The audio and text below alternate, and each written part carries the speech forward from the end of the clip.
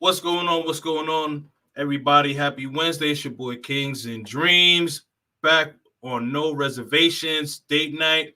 Man, we're going to have a great conversation.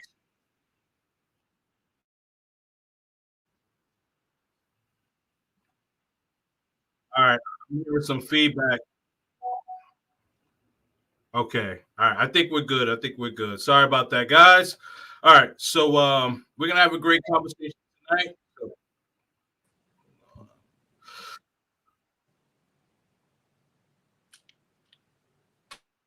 hold on. Hold on. I'm dealing with some audio issues. Let me figure this thing out, man. Hold on.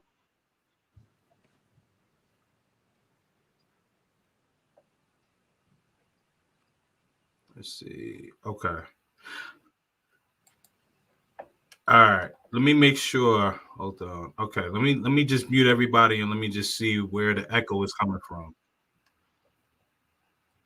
Hold on.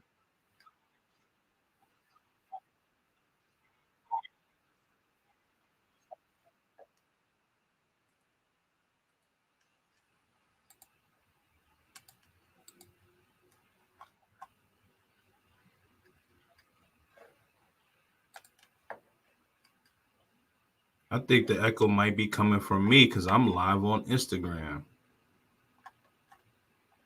Okay. I gotta fix this. All right. Always something technical. I'm gonna fix this though.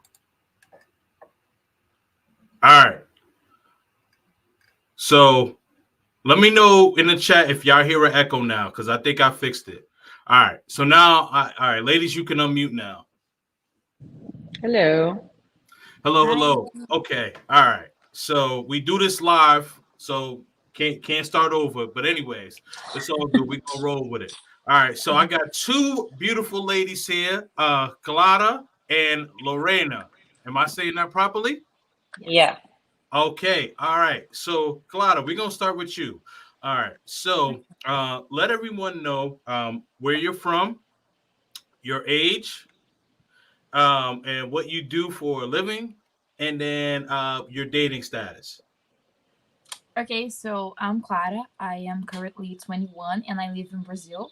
I live in a city really next to Rio de Janeiro. There's Rio de Janeiro, the state, and Rio de Janeiro, the city. And I live in Niterói.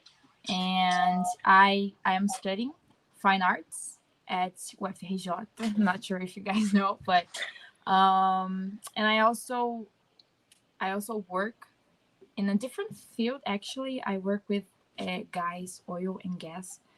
So I guess that's it. So I don't have any time for boyfriends.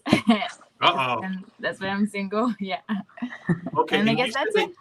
And you said that you were 21 or 24. I'm sorry, I might have missed that. 21. I said Oh, I'm 21. 21. Yeah. Okay. All right. Okay. Okay. All right. So you work in the oil and gas industry, but you go to school for fine arts. So Yes. how did you make that distinct transition? Because those are like two polar opposites. Yeah. Well, I started when I was really young.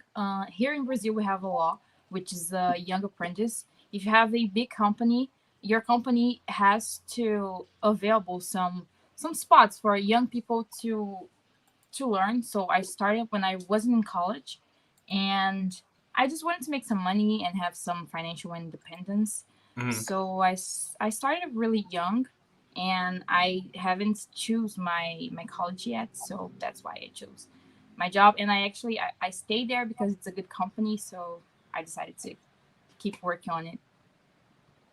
Okay. Gotcha. Gotcha. And how long have you been doing that? I think about 2 years and a half, probably. Yeah. Okay. All right, that's good. That's good. All right. So Lorena, so let's go with you. So again, tell everyone where you're from, your age, what you do for a living, and then your dating status. I'm actually from the States. I was born in New York. I Oh, lived what there part? for 8 years. Queens. I was born in Queens, but lived in Long Island. Okay. Yeah. I sometimes I get recognized saying that you're from New York, right? From the English accent. So I don't know how they get that. Yep. But then my parents moved me back to Peru, so I'm really Peruvian. I was just American born. I'm Peruvian. I'm living in Rio de Janeiro right now. I moved here almost a year ago, and I love it. It's a very like chill, mellow life. The beach life is an amazing life. Hmm. Because I could work remotely from anywhere, so I was like, hey, why not work by the beach? I am a product manager. I work in digital technology and product, if anybody knows what that is. Yep. But currently, I am in between jobs. I was unfortunately, or now I think fortunately, laid off because there was a third round of layoffs at the company I was working at before. So I want to take it as something good and positive and say that everything that wasn't good and toxic, I left it back in 2023 and we're starting the year fresh. I took on a serious like sabbatical in Hmm. December, which was amazing. It's very refreshing. People tell me I've never been this relaxed in my life. So yay me. There you go. Yeah. And now I'm trying to find a job that actually goes with me and hopefully I can live off my savings for a couple more months and enjoy sabbatical time. Very well deserved. And currently, I am single, very single. I've been single for almost 6 years and dating a lot of people, so many people. I've dated 3 guys in the past 4 days of this year. You just started. The You year just just started. started. But they have all been flops. They have all been flops. Wow. Okay, we gonna get into this later because the year just started. Like it's January That's 4th. real magic. Yeah. Yep. It's January 4th. Oh man. All right. And you said that you were 20. I'm sorry, I missed that. Oh, I'm 35. I didn't say my age. Oh, I'm sorry. I'm 35. Oh 35. wow. I thought you Recently. were okay. I thought that you were in your early 20s. Okay. All Oh, right, thank cool. you. Yeah, when did now you lived in the States, you lived in Queens, well, Long Island. I always say Long Island is pretty much kind of an extension of Queens, right? Long Island City or Yeah. whatever. But Yeah. so you lived in Long Island and then you moved to back to Peru. How long were you living in the States before you moved back abroad? So I lived there for 8 years, Okay. and then my dad was like, okay, you know what? I want my kids to grow up in an American environment. I want them to grow up in a Peruvian kind of more family values, close to our family, because his entire family, my mom's family, were all Peruvian. So Hmm. yeah, they were because most of them are dead. May they rest in peace. All right. And yeah, so they moved us all back because I have a sister and 2 brothers, and they moved us all back to Mhm. Lima to grow up in Lima. And I went to an American school there, which is why I never lost the accent and I never lost the English. So we studied Okay. in English there, and decided to live in Lima because I preferred that kind of life. And then I realized I didn't like living in Lima, and I wanted to, because I felt like it was a really small city and in a really small country, which is Peru. Hmm. So I was like, I want to work abroad. I want to like see the world. I want to work somewhere else. So I started traveling a lot because of the pandemic. It gave you that opportunity to start like traveling a lot more and not using your vacation days, which was a super perk. Right. And then I got a job at a big bank in Ecuador, which is an even smaller country than Peru, Hmm. but it was the first opportunity I had to work abroad. And then I lived there for a year and a half, which is why I know about the Latino thing where everybody's late. It's not just a Brazil thing or a Peru thing; it's a Latin America thing. Yeah. Yeah. Um, I think yeah, I think it's a Caribbean thing too, because my family's Jamaican and there's sometimes like I have to like set my alarm like way earlier just so I could be on time. Yeah. So in uh, Peru, in Peru, we have it like if you say 8 p.m., they text you at 8 p.m. It's like, hey, where are you? I'm on my way, and you're just like lying in bed and waiting to get yeah, into the shower and just like start to get ready Same at 8. here. Yeah, right, it's a yeah, Latino thing. yeah. I feel you. I feel you. All right. So, Lorena, I'm going to stick with you on the next question because you mentioned traveling, right? So, what are some of your favorite places that you've traveled to? And that's part one of the question. And then, Ever? I'm sorry. Ever? Like in the past couple of years? Yeah, whenever, what are some of your favorite places that you've traveled to? It could be within the past few years, when you were younger, whatever. You know what I mean? So, oh, I don't know what happened. Okay. I think Lorena might have got a phone call, but we'll get back to her when she does come back. Okay, so Claudia, I'm gonna ask you now. What are some of your favorite places that you've tried? Oh, wait. Okay. I'm back. I'm back. I'm sorry. I just got a call. Okay, I figured as much. I figured Okay, as much. what was the second part of the question? Okay, so the first part of the question was what is some of your favorite places that you travel to? The second part is if you could like live anywhere in one location, where would that be? So that's the second part of that question. So, funny thing you ask. Out of all the places that I've traveled to, I think the place I liked the most was Rio, Mm-hmm. which is why I decided to move to Rio. Okay. Actually, I Okay. mean, there's like this. I don't know. There's a vibe about this city. I mean, like anybody that I know that comes to Rio, or anybody that I've met that's come here for the first time, I Mm-hmm. want to make sure that they have this amazing experience and they experience the Brazilian vibe, the Carioca vibe, because there's just something about it. There's just like, it's just so light. And the reason why I decided to come to Rio and live here and kind of like change my, like uproot my entire life and just go to some place, like some random city where I knew nobody except one friend and weren't even that close, Right. just knew one person, was mental health. And I thought that the vibe that people have here, they're so nice and they're so kind. They're really weird with like making friendship because they always cancel plans last minute and Yeah. never follow through. But besides that, once you know that and you're good, then it's chill. And you can do something alone. There's always something going on in any kind of aspect. You have like artsy events, you have music events every single day of any kind of music. You have foreigner kinds of events and like meetups of different types. And you have the beach, and you have so many beautiful beaches close by. There's just always something going on in the city. And on my bucket list of things to do in my life before I die was live in a city by the beach. Okay. And I'm finally fulfilling that, like that dream. You want to put it some way, like that personal goal that I had. Mm-hmm.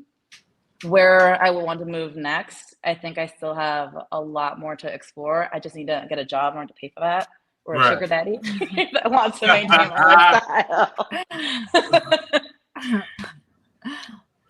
Well, see, well, no sugar daddy, but Ozzy says, "Damn, she looks good for 35." Yeah, Thank you. shout out to you, Ozzy. I mean, I thought that you were like in your early 20s. I thought you were around the same age as Clara. Yeah, So me too. Thank you. yeah, yeah, It has to do. absolutely. That's Rio. That's Rio for you. That's Rio for you. Yeah, yeah. All right, so you have more places to visit. Is there like one place kind of like on your bucket list that I'm interested that you haven't gone to, that okay, maybe I could spend some time like living there for a bit? Living. So, one place I would like that's been on my bucket list forever. I'm not sure I would live there. I have to see. Is I want to see Greece. Mm-hmm. It's one place I would love to explore. I want to go back to Portugal and really see Portugal. All I did was Yeah. go through this tiny little town called Sintra, which is like fairy tale kind of town. It's not Mm-hmm. ready for tourism, but it was so beautiful. Nice. Um, I, what other place would I live? I think I would live maybe in Buenos Aires, Argentina, if the economy were maybe better.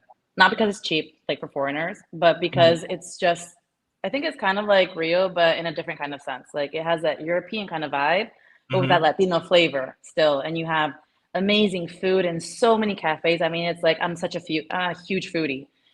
And it is like the best place after Lima to be a foodie and to live there, because any restaurant you go to, they're so beautifully decorated and the food is so amazing and they're everywhere in the city.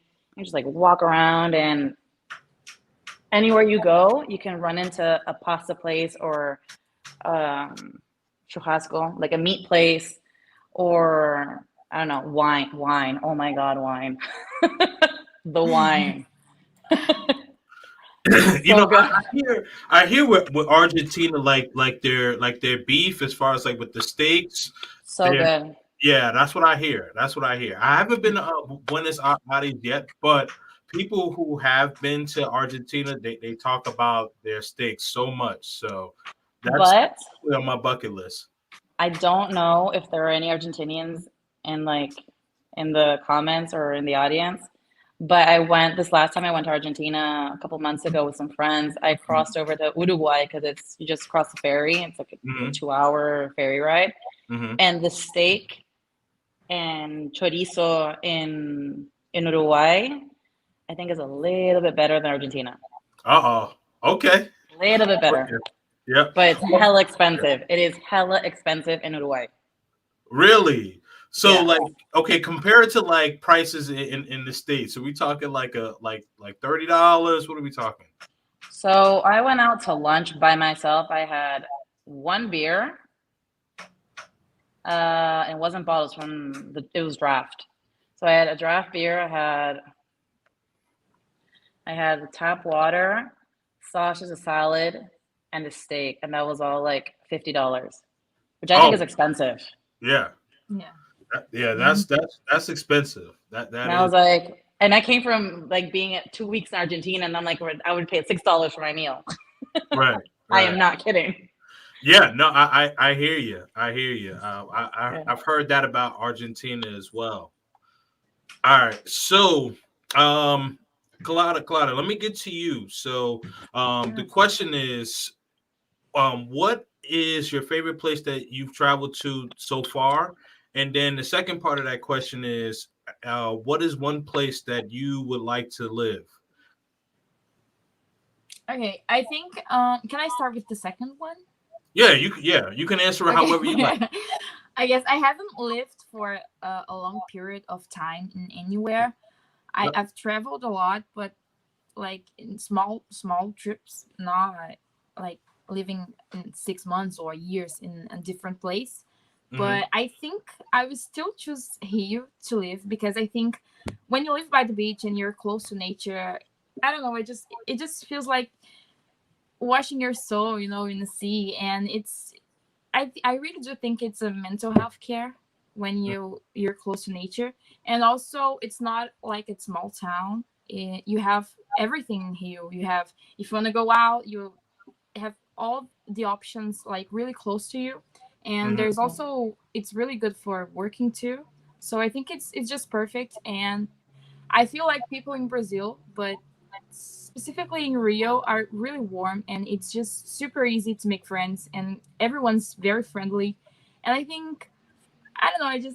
I'm really in love with the place that I grew up with. So I think I would live here. I do want to travel the world and um, live abroad for a long period of time in other countries. But I think I would still choose Rio. And the favorite place that I visit, I think, was probably in Austria. I was presenting there. I used to do gymnastics. Okay. So we have this thing, Gymnastrada. I'm not sure if you ever heard about it. I had never actually. Yep. And then when I went, I was way younger, and then I remember that the whole city like prepared to receive us. So we wouldn't pay for the bus, we wouldn't pay for accommodations, we we wouldn't pay for anything actually. We would just pay for our clothes and the when you subscribe the subscription to Hmm. the competition. So I think I don't know, it was a really good experience, and I really loved it. And I think I it they gave us a structure, for the athletes that I don't see here in Brazil. Hmm. So I really like that. But I would still stick with you. Okay. I agree. I agree 100%. All right. Nice, nice. So there is a question here, before I pull up the questions, anyone in the chat, if you do have a question, support the channel. feel free to send in the super chat or send in the cash app. We want to make sure that we continue to give this content, and in order for us to continue to give this content, you got to make sure that you support the content. So cash app, super chat, everything is all appreciated. So my man Big Sean TV, shout out to you, Big Sean. Question is that do you have to speak Portuguese to have a good time in Rio, or can you use English or Spanish? That's a good question. It is. I came to Rio. I'm gonna take that one because I'm the gringa. Uh, the foreigners in Brazil are called gringos. Yeah. The formal word is Yeah. estrangeiro. I came to Rio already knowing Portuguese, intermediate Portuguese, and now it's more avanzado. But you don't really need to know. There are a lot of people that don't know Portuguese. You can get by with some basic words, just like saying "Oi, boa tarde, bom dia." People are here very polite. It's like a very important thing that when you talk to somebody or you need something, to say, "Hi, how are you good? My name is Lorena." To introduce yourself, it's super important because if you go straight to the point, it's like, "Do you know where this place is?" And they're gonna answer with, "Hi, how are you? I'm so and so. How can I help you?" Because it's like the polite thing to do, Right. and it's like I've never seen a culture that's so I don't want to say strict, but so tied to being polite and educated and not be annoyed like in your like to your face, but Mhm. like saying, "Hey, hi, let's introduce each other first, Yeah. get some rapport going, and then I'll help you out." And they're very kind about it. Like even the government officials that gave me my visa were super kind. I mean, amazing, amazing people. But you can get by with Spanish and English. They won't understand Spanish, which I think is funny. I think it's really weird. They don't understand Spanish. It's really like we can understand. Like my second language is actually Spanish. My Mhm. first one is English.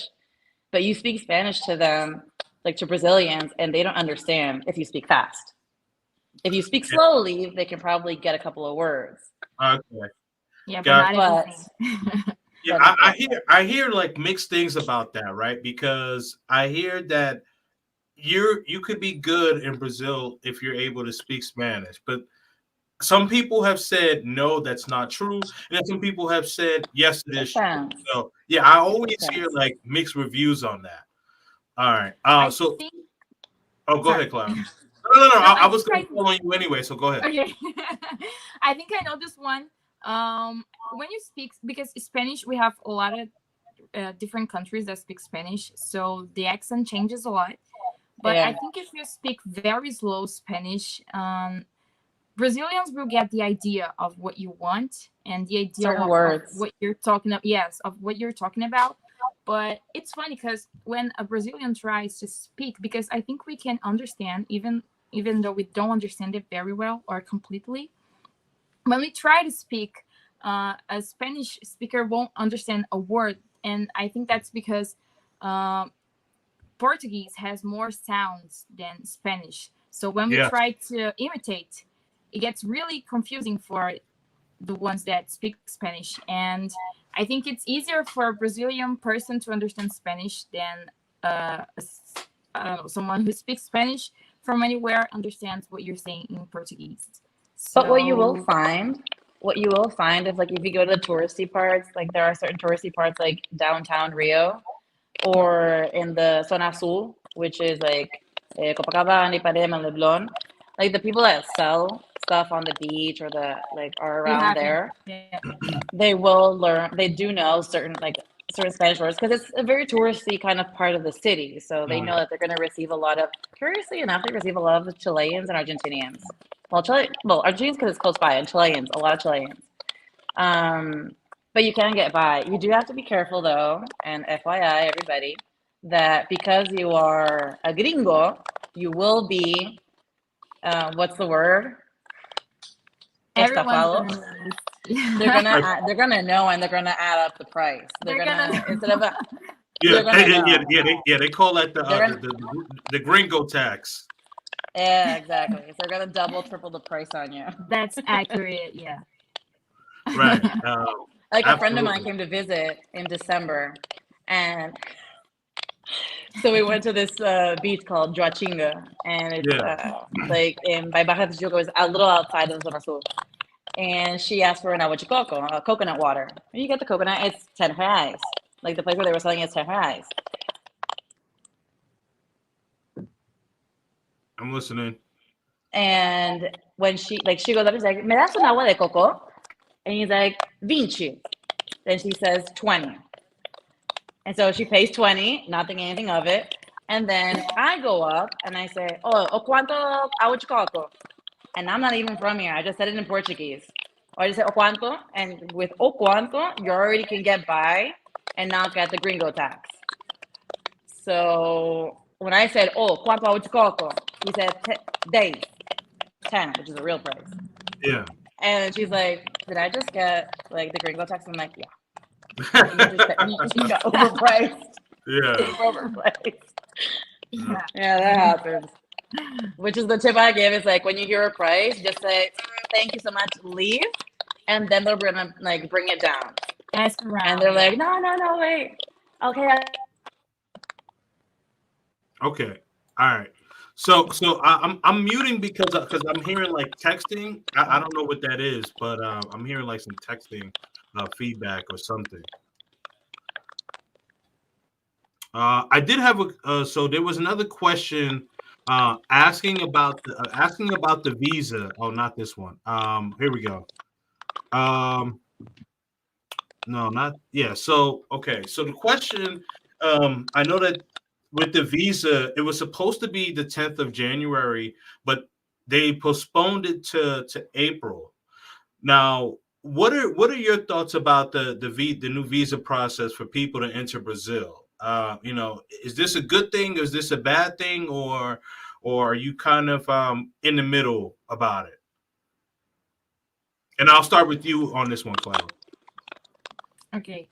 I'm not really into visas in Brazil because like I was born and raised here, Right. so it's not something that I follow. But I may be wrong because again, I think I never researched or I don't know about this topic, but I think from what I see, it's not if you want to live here and make a living in Brazil, it's not that hard for you to come, and I think it will be well accepted, not just for people in general, but for companies. And I do know a lot of people that were not born here and like are from France or Congo and a lot of different places. And I mean, they didn't find a hard time getting their visa and documentations and everything. Okay. Right. Okay. Now, like, I know that it may not. I know it doesn't affect you because you're a Mhm. resident. But do you think that, as far as like with the economy wise, especially like Rio de Janeiro, a lot of foreigners go there. Do you think that that may kind of interfere with the economy? Yeah, I think in a positive way, I believe, because when you have people going to from different places to your city or your country, you have money coming in also, Mhm. and that was not it did not come from Brazil. It came from outside. So I think it's money coming in. So I think it's great having people here and foreigners here, and also working because we get different as they have different experiences. I believe that we you know I'm missing the word, but like everyone working together and combining their different experiences. I mean, I Mhm. think it's just positive. So we don't have this go back to your country vibe. I think everyone here is very warm, so you will be well received and in general. So I think that's what I think. That's what I believe. I think like just today, I was in this. There are so many groups that I'm in, like Girls in Rio, Foreigners in Rio, Carnival in Rio, and a lot of groups that I've been like Mhm. foreigners. Because it's hard to move to a city and make new friends and meet new people and like trying to get around and get how things work, like in this country or the city, or because somebody else already did it. And and there was a Canadian, because I didn't know about this visa thing, because I got the visa as a Peruvian. There's a convenio, there's an accord between 7 countries in South America, where you have like you can travel with your ID. You don't need a passport to travel between Peru, Colombia, Ecuador, Chile, Argentina, Brazil. I think Bolivia, or maybe not Bolivia. So Hmm. that's how you get the visa, and you can live in that country with that visa without even having a job in that country. It's not a Really? work visa; it's just a visa because of that accord. But for Australians, Americans, Canadians, I think it's actually a very good idea that they decided today, which is like breaking news, to postpone it until April, after Carnival, after summer, because it's high season. I mean, it's going to be insanely hot. I mean, it's it's been kind of chilly this week, and it Yeah. was still warm. And Right. I think day after tomorrow it's going to be warm again. And we had a heat wave when it shouldn't have been a heat wave. I mean, it was over 110 degrees in July when it's supposed to be winter. I mean, what is going crazy? And for Carnival, I mean, if you're going to add so many steps and make a very bureaucratic process, then you're just going to like get in your own way and to stop people from going in and doing what Clara said, to stop the money from coming in and have people not come to Rio for the biggest event of the year, which is Carnival. Right. And then the entire season, which is high season, which is the summer. And it's probably going to be very packed because it's going to be insanely hot. Right. Yeah. I mean, well, okay. So I agree. I agree with that. Like, I understood why they pushed it back. High season, you have carnivals all over, and it's a great way for the country to make a lot of money. So I agree with that standpoint. Now I'll say this: I agree with the new visa stipulations as a whole in general, only because I think that like there's some people that come from the states that kind of act reckless when they go over there.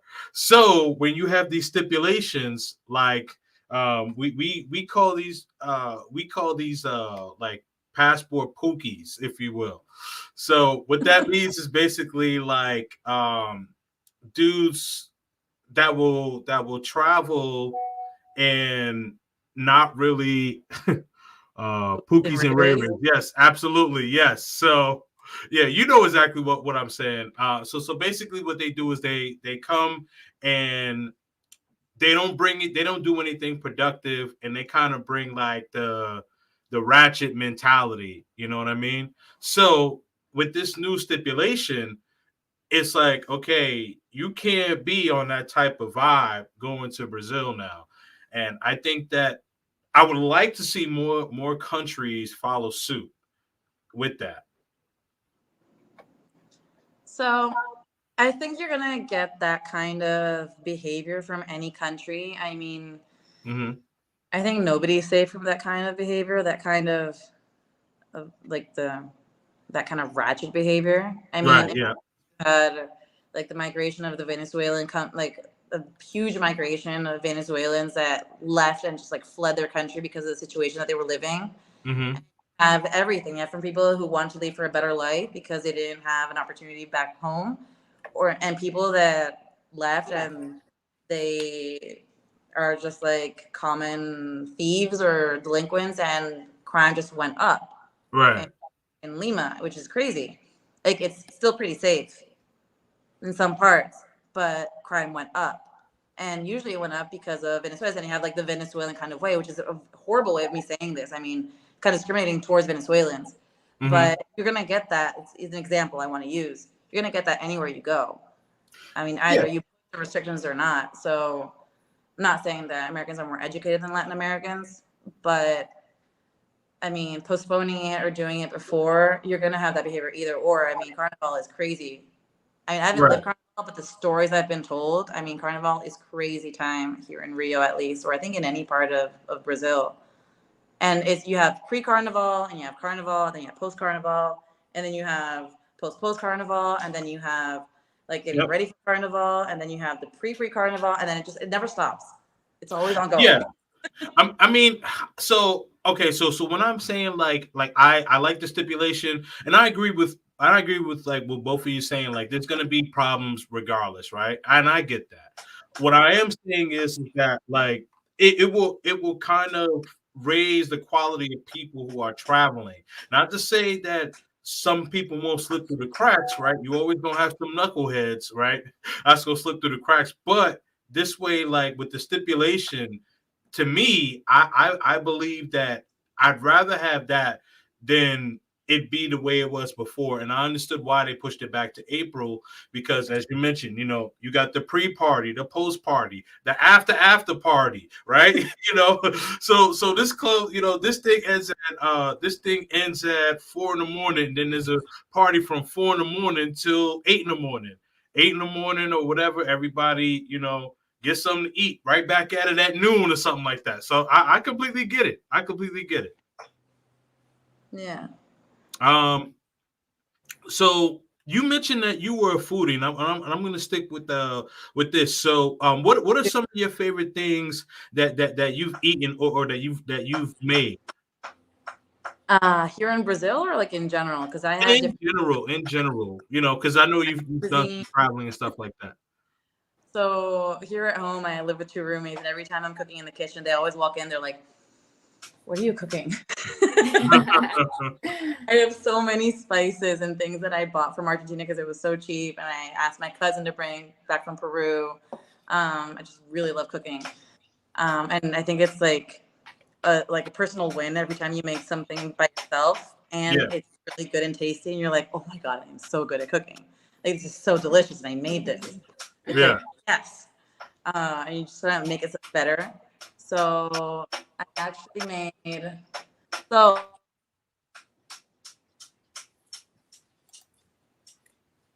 Oh, I got it. I muted you wrong person. I muted you by mistake. I meant to. Don't worry about it. Yeah, my So bad. My bad. last week, You said you made, and then start from there. yeah. So last week, this was the last day of the year.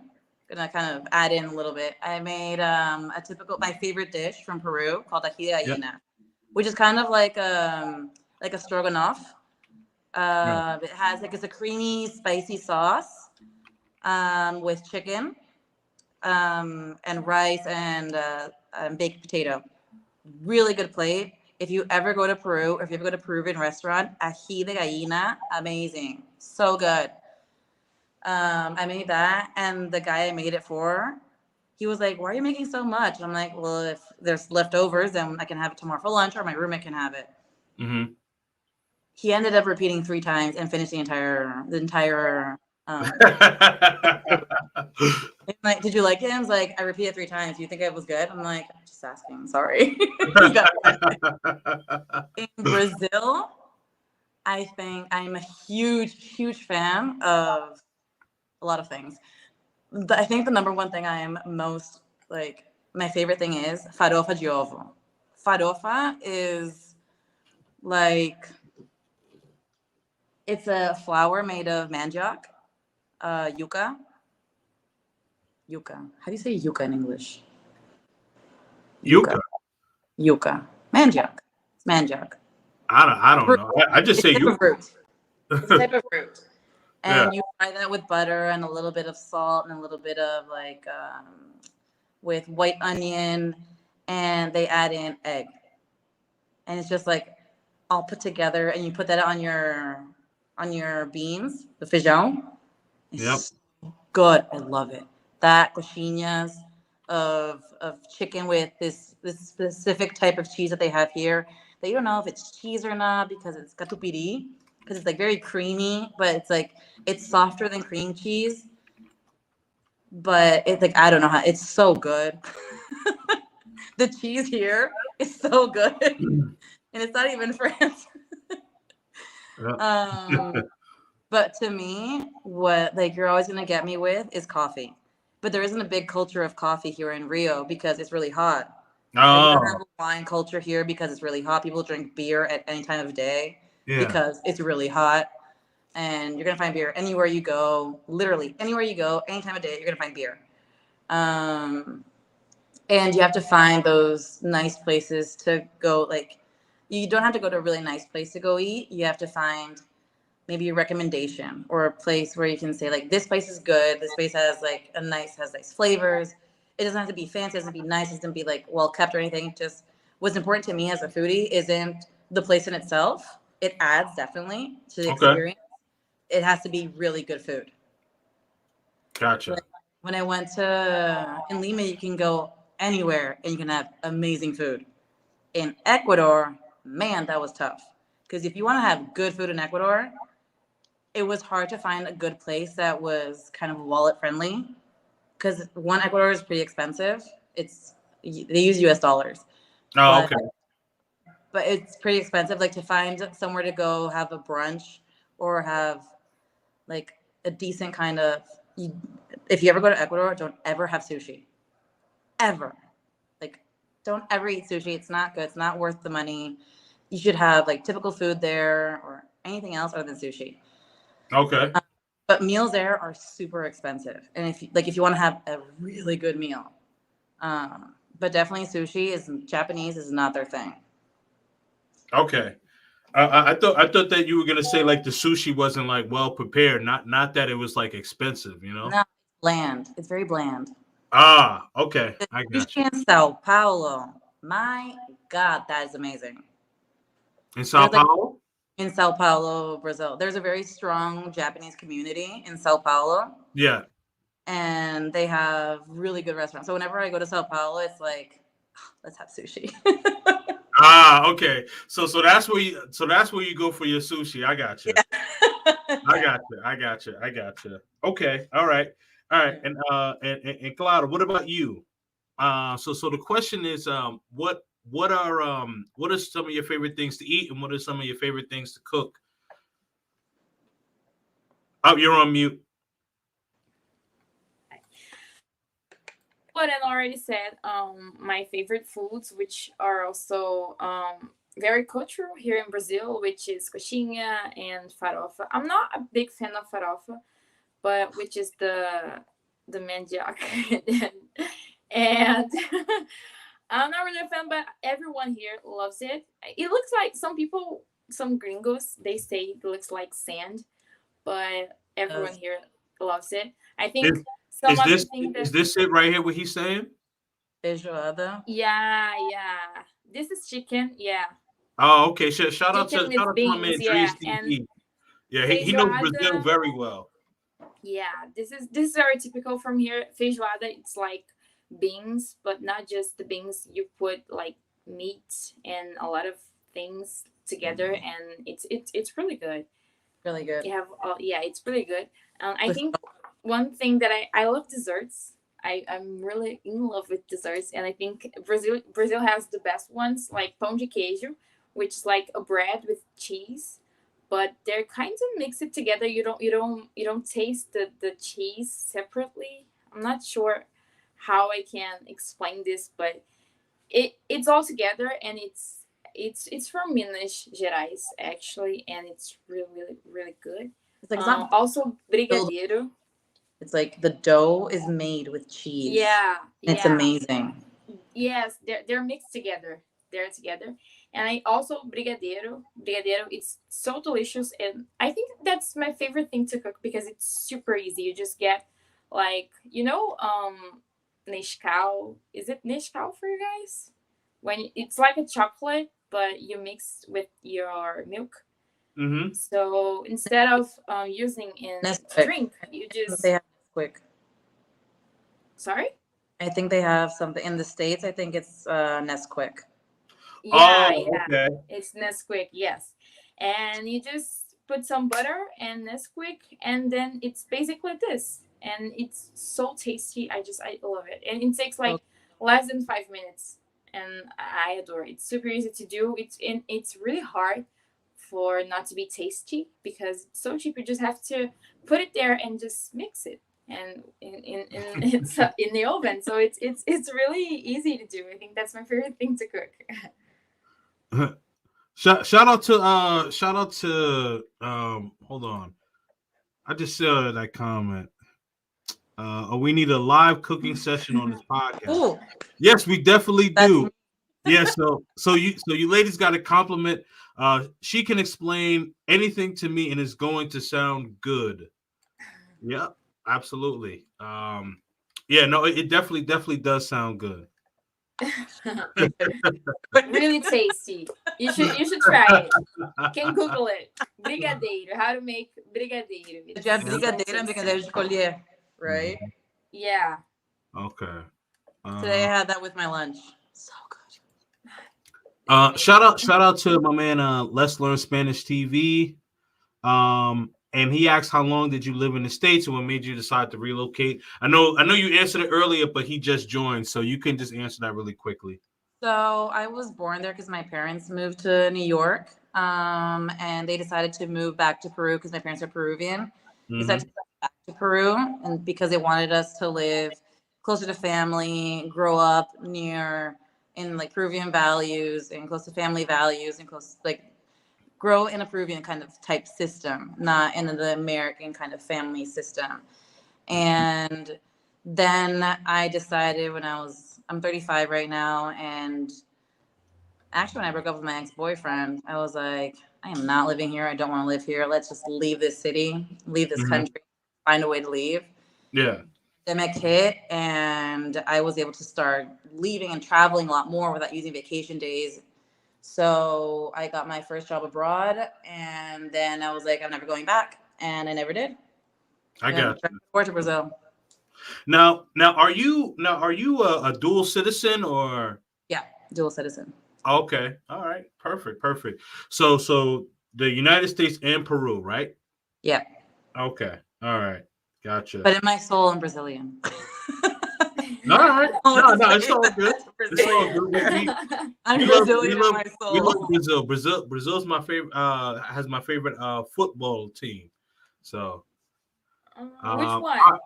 Club huh? or like Brazil or the yeah, a country. team from Brazil. No, Brazil. Like the Oh, yeah, Brazil is my favorite team. For FIFA. oh. Nice, very Yeah, good. that's my favorite team. All right, so now let me ask you ladies some questions, and I'm going to stick with you, Lorena, because you said it's January 4th, and you already have 4 bad dates in 4 days. So I gotta start with you on this one. Okay, so now, what kind of qualities do you look for in a guy? So let's see. One, I'm pretty tall. I'm 5'10". Oh, okay. So I like the guy to be at least my height or around my height. Doesn't have to be taller than I am, but Yeah. if he's shorter than me, I mean, any either or, he has to have the attitude. Like I've gone out with a guy that's 5'5", and that guy had attitude, and I love that about him. Okay. And until now, we're friends. He texted me, "Happy New Year's, hope you're having a great time," and I'm like, "Yes, we dated last year actually." Okay. Um, and so I think attitude is super important. You don't have to be necessarily a pretty face Yeah. because if you're just a pretty face and nothing else, then if you can't carry a conversation with me Right. and develop my synapses and challenge me or teach me something new or educate me or discuss things with me, then sorry, next, left swipe, and you're gone. And you bore me because you're going to bore me. Man. Um, Recently, I think I'm more into Brazilians than I am to gringos. I think they're more interesting. They have more flavor. I'm not sure if I can talk about this, but You can. sex life has definitely gotten so much better in Brazil. So yes, you should come to Brazil. If yes, definitely try Brazil. Brazil is amazing. You have to have a good conversation. I don't think that you have to like coffee. I think you have to enjoy food. At least Yep. enjoy the experience of having food. Not have to cook it or go out, but um, I like cooking. I love having people over at my house, and for me, it's an experience to go out to eat or to cook food or to actually like any kind of meal is an experience for me. Nice. So just go along with the ride and just like go along with me and enjoy it with me. Don't be like, but we're just gonna have food, or I don't like that. It's like, okay, if you don't like it, then just you can leave. Like, I don't care. Right. I actually, the first date that I had was barely a date. I went outside. The guy was picking me up so we can go out, have a couple of beers, and like talk and see what happens. Hmm. He was standing outside the gate of my building, and he was wearing. I mean, guys, put in effort. 5 cents of effort. There's a phrase in Spanish that we say, cinco centavos de esfuerzo. Just a teensy bit of effort. The guy was Yeah. wearing the oldest t-shirt, like the oldest white beard that he had, the ugliest like shorts that he had, some random flip-flops. The guy just looked so run down. And I'm Yeah. like, dude, I didn't wear makeup, but I put my hair in a bun. I put on a shirt. I put on nice, like, I put on a skirt and sandals. Like, I didn't put in that much effort, but I look pretty decent because I Right. want to like cause a first impression that's good, you know? Yeah.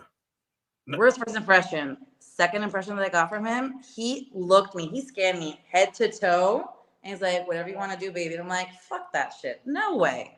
I'm not feeling so good right now. I think I'm gonna go back home. And he's like, what? Just not feeling it. He's like, are you sure? I was like, yeah, I think I'm gonna go back home. Yeah. So it was barely a date. And I'm like, I come back and my roommate is like, what happened? And I'm like, there's a reason why my life experience is gonna serve you because she's 24. I'm like, my life experience is gonna help you sometime in your life. If you don't feel it, if you don't feel the vibe, don't go on the date. You do not have to, just because you agreed to go on a date doesn't mean that you have to go through with it if you're not feeling it. I didn't feel it. I felt super uncomfortable by this guy who just checked me out from head to toe. And I felt like he just like ugh, ate me with his eyes, and it did not feel good. I mean, I just met the guy. Ew. Now was this Barely. now was this a local guy or was this a He gringo? was a local guy. That was a Oh, local. okay. Okay. Did Okay. not like that one. That was a big flop. Huge flop. Ah, okay. Gotcha, gotcha. All right, so let's kind of stick with that. Okay, so I'm assuming that that was like your like the one of the worst dates you've ever had, right? Barely a date, but yeah, sure. Okay. So far, worst date of the year. Well, damn, it's only 4 days. Still worst date of the year. I think I'm gonna keep a log of dates. I saw a girl on TikTok that does like a video for every date that she goes on, Yeah, and I'm like, really? I should do that. My Okay. roommate has an actual diary where she writes in every single guy that she's gone out with, kissed, made Yeah. out with, had sex with. I'm like, I think I need a very, very big notebook. Oh man. Okay. Yeah. That's interesting right there. Clara, let me ask you.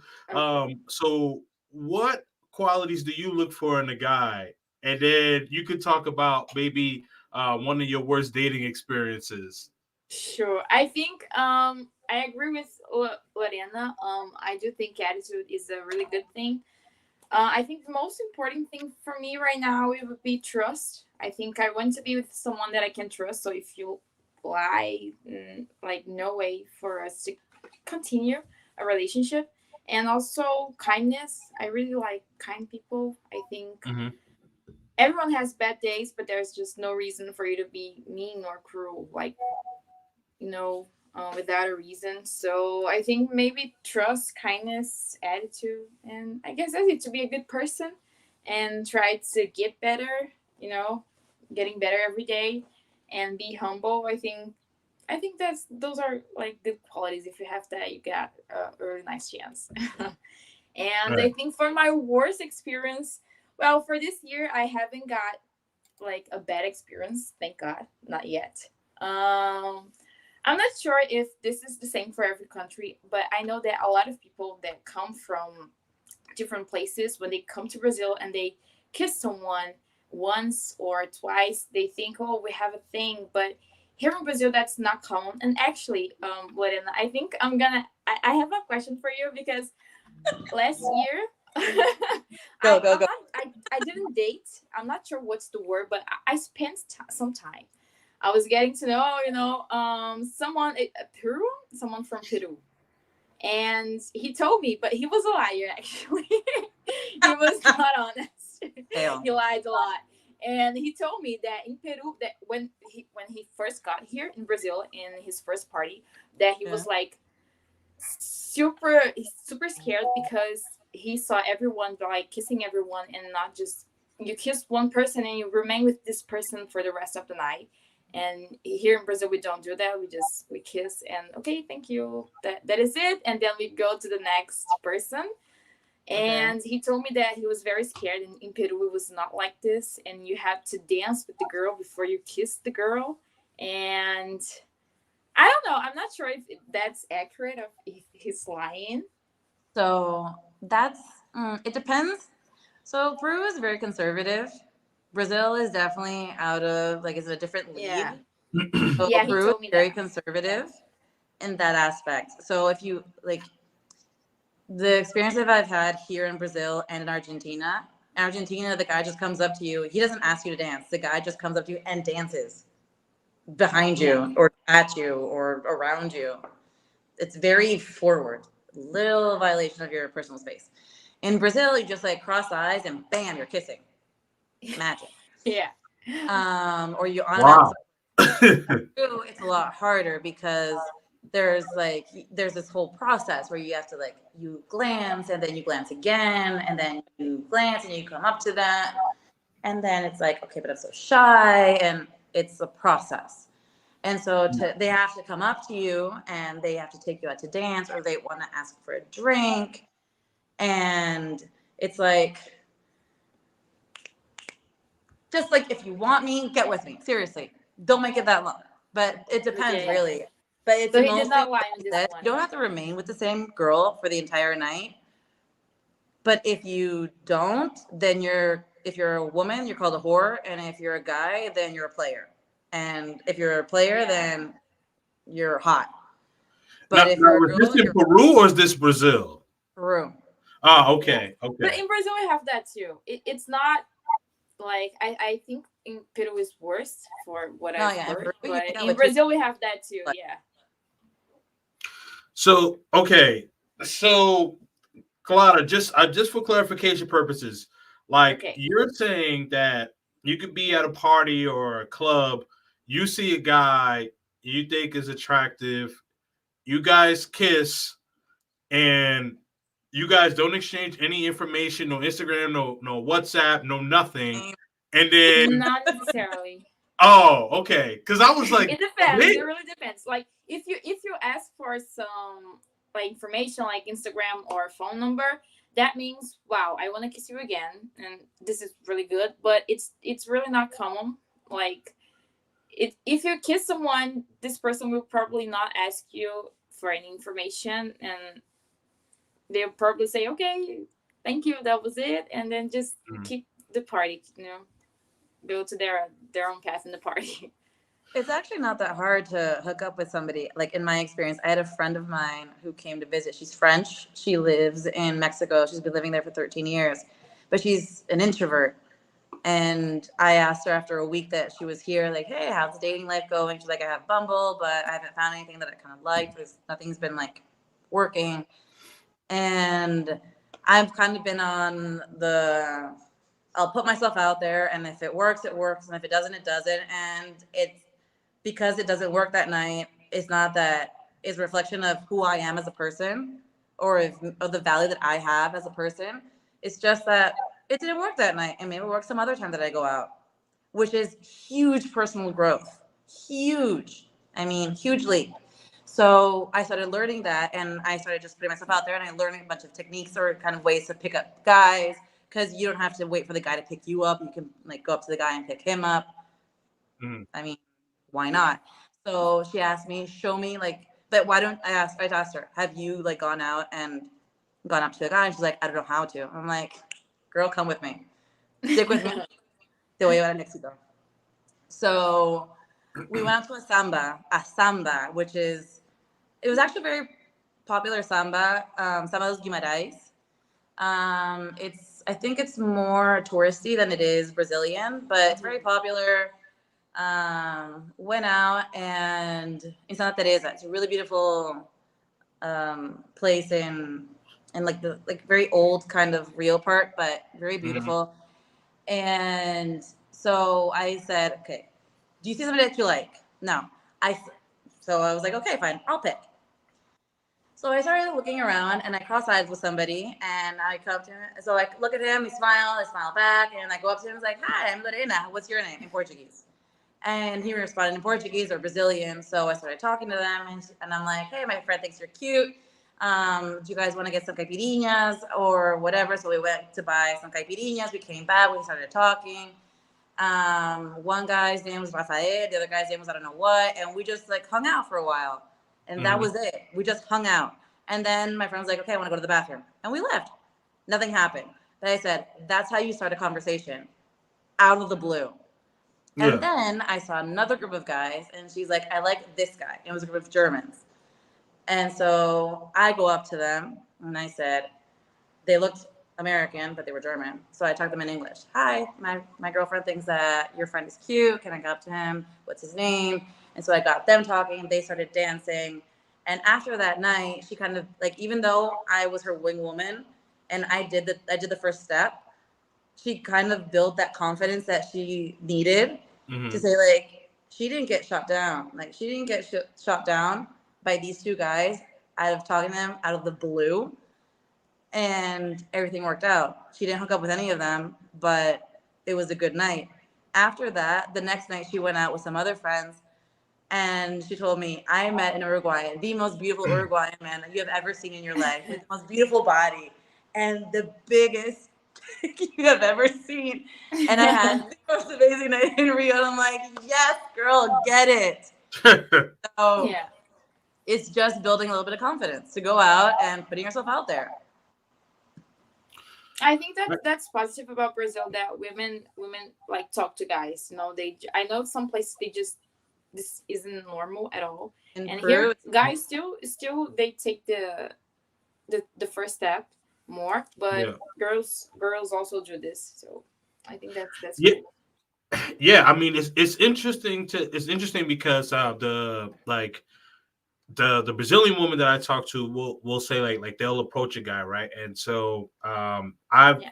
like I have a place in Colombia. I'm in Colombia a lot, right? And so like the what the woman in Colombia will do, like you're out and about, or if you're at a a club or something like that. But in order for them to get your attention, they'll just stare at you, and they'll just keep staring at you, and but they want you to approach them, which is fine, So it's interesting that in Brazil, like that they'll actually like just come up to you and even like just like kiss you. It's like, well, damn, girl, all right, I see you. It's all good. and in Carnival, I've been told that you kiss like 20 people per day. Well, damn. Okay, Something yeah, That's true. I think that's a But bit it much. really depends. But it's That's a bit possible. It much. still gets That's a bit much. in But Carnival we oh, have a lot of blocos, which bloco is yeah, like a group of people that are close, and there's also the sound. So block it's like a lot of people like in the sound. It's like small like a parties in the street. Yeah, so we you have a lot of blocos happening like at the same time and in different places. So you can like wake up very early because it starts like some blocos start like 7 a.m. and some will will end in I don't know, maybe 7 a.m. for the next day. So you can like spend the whole day in different blocos and meeting different people, and there's just a lot of people in the streets. Like really, especially in Salvador, Bahia, Carnival there is like amazing. In Rio and Salvador, it's like really crowded, really really crowded. okay, perfect. Really quick, I just want to get to some of the super chats.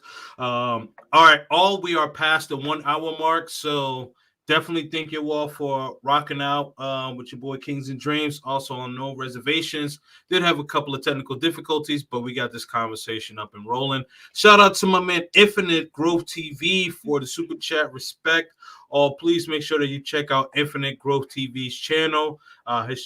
He is an expat living in Colombia. I just brought up Colombia, so definitely check him out. Has excellent content. Definitely a deep thinker, man. So check him out.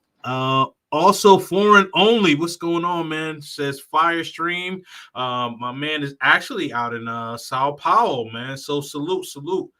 Pass that plate around. Super chats definitely do jump the line. I appreciate all of y'all for rocking out with your boy Kings and Dreams on No Reservations. All right, so back to the conversation now. Like, and I'll ask you, Lorena. Well, actually, Clara, how tall are you?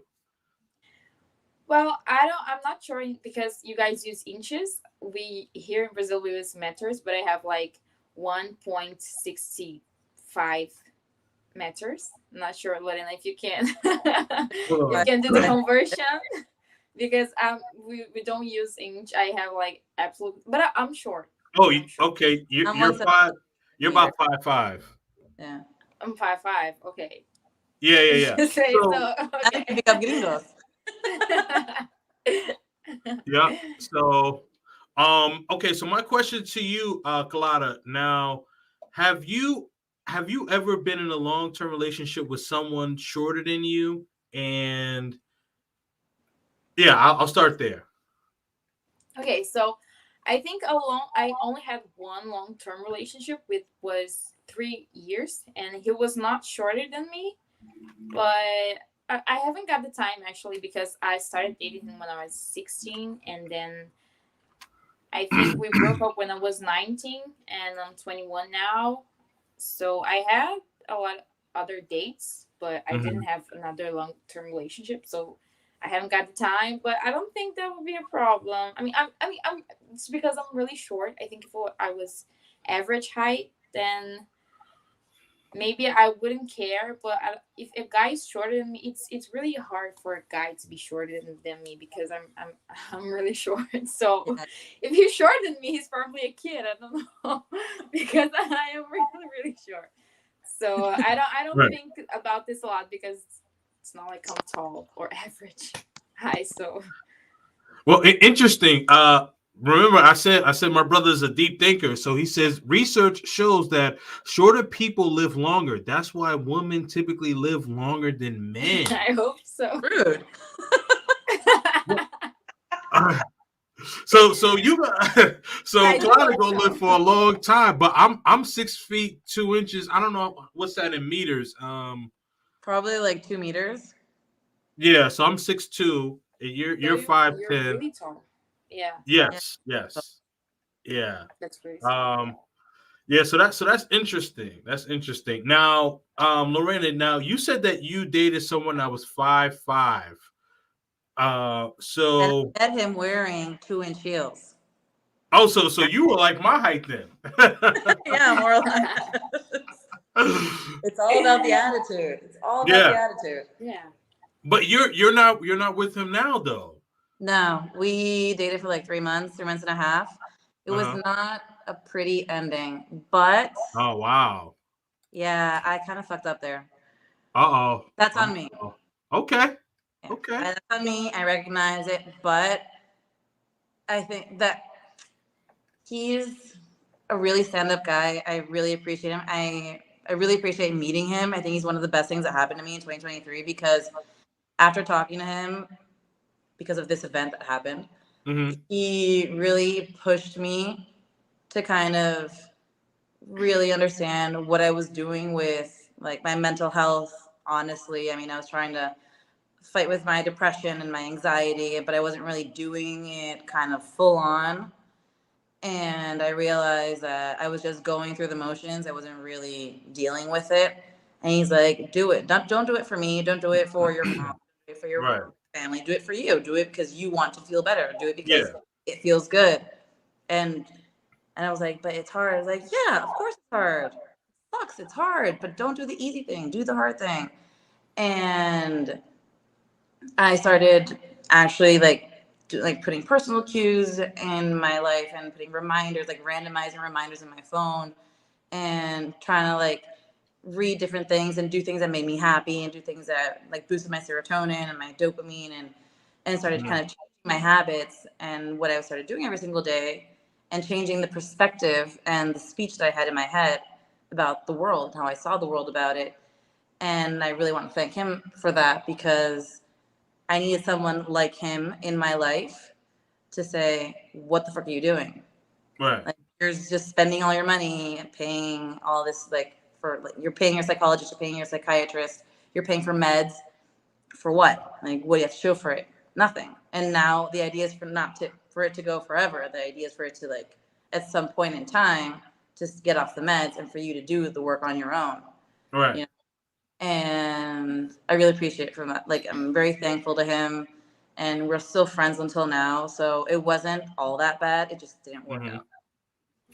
Yeah, and I'm glad that you mentioned that, and I'll kind of segue a little bit, because I think that when it comes to like even romantic relationships, but business relationships in general, I think that having mental health and taking care of your mental health is not really talked about, or it's starting to be talked about more, but people just kind of just move on to one relationship to the other, whether it be business, or personal, without really taking care of their mental health. So I think that that's really important, and men and women need to embrace being able to take care of their mental health. And yes, of course, you want to do therapy, but you don't want to use therapy as a crutch. Not saying you, I'm just saying people in Yeah. general, right?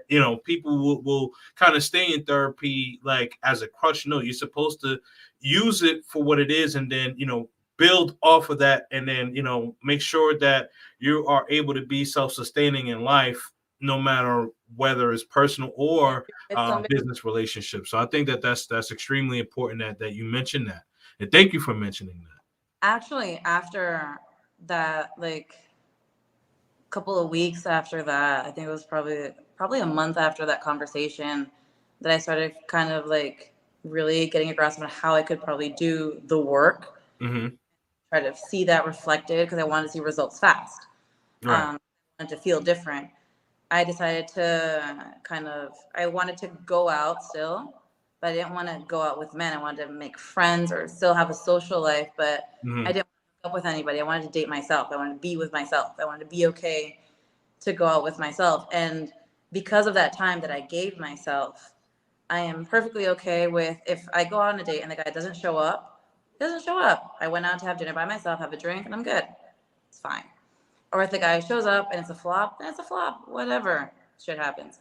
If the guy is a total asshole, then, I mean, the world just completely changes, because you understand that, because something external to you has Mm-hmm. nothing to do with who you are as a person. And once you understand who you are as a person and how much you value yourself, and you understand, like, you have self-respect, you have self-esteem, and you will start loving yourself for who you are, and you work on that and you maintain that, that's beautiful. And once you learn that, and I'm 35, I mean, it took me 35 years to get, well, 34 technically, to get to this place. And I'm still working on it. Like, it's not something that I'm just like, okay, check, it's done, I can move on to the next thing. No, it's something that I'm still working on. And it's sometimes there are ups or downs. Like, there's a guy that I like, and it's like, okay, maybe I don't I don't talk to him, and why isn't he talking to me now? He stopped texting me. Maybe he doesn't like me enough. Um, but dealing with that and giving me time to deal with that puts me in a position now, or a place in my life, where I can manage everything else and be like, yeah, it doesn't want to talk to me, it doesn't talk to me, whatever. It's good. And it doesn't hurt me, it doesn't affect me negatively. And if he texts me, then amazing. And if he doesn't, or if I'm interested, I'm going to do something about it. It's like, hey, I like you, I want to keep talking to you. Is it reciprocal? Yes or no? Put yourself out there. Like, I gave that advice to my roommate, actually, because she was like, I have this issue with a guy. And I'm like, you can say, I like you. It's perfectly normal. It's perfectly okay. If you feel there's a vibe, then why not? I mean, and if it doesn't work, then it doesn't work. Go to the next guy. You have six. Well, damn. Well, okay, but what I was gonna say in response to that, like guys want to be wanted. Like, we like to hear affirmation, like, hey, like, I like you, hey, I want you, and of course, like, with women, most of the time guys are typically the ones that are courting the woman. But like, hey, like we want a woman to say like, hey, like, hey, I like you, you look nice, you have a nice shirt, whatever, you know what I mean? Like, we like compliments too. Let me get to this super chat really quick before we continue this conversation. Shout out to my man, Let's Learn Spanish TV, also an expat, and in Colombia, also has lived in Ecuador as well, man. So it says super awesome live. Thank you all for watching. Pastors played around. Super chats do jump the line. Pastors played around, man. I'm enjoying this great conversation with these two lovely ladies, man. So definitely, pastors played around. Okay. Yeah, so with the affirmation thing, like guys really like that too. Um, Now when it comes to you, Claude, I'll ask you, like, are you kind of more like passive, or are you more assertive, like when you like a guy? Like, how does a guy know that you like him? Okay, I think that's a good one.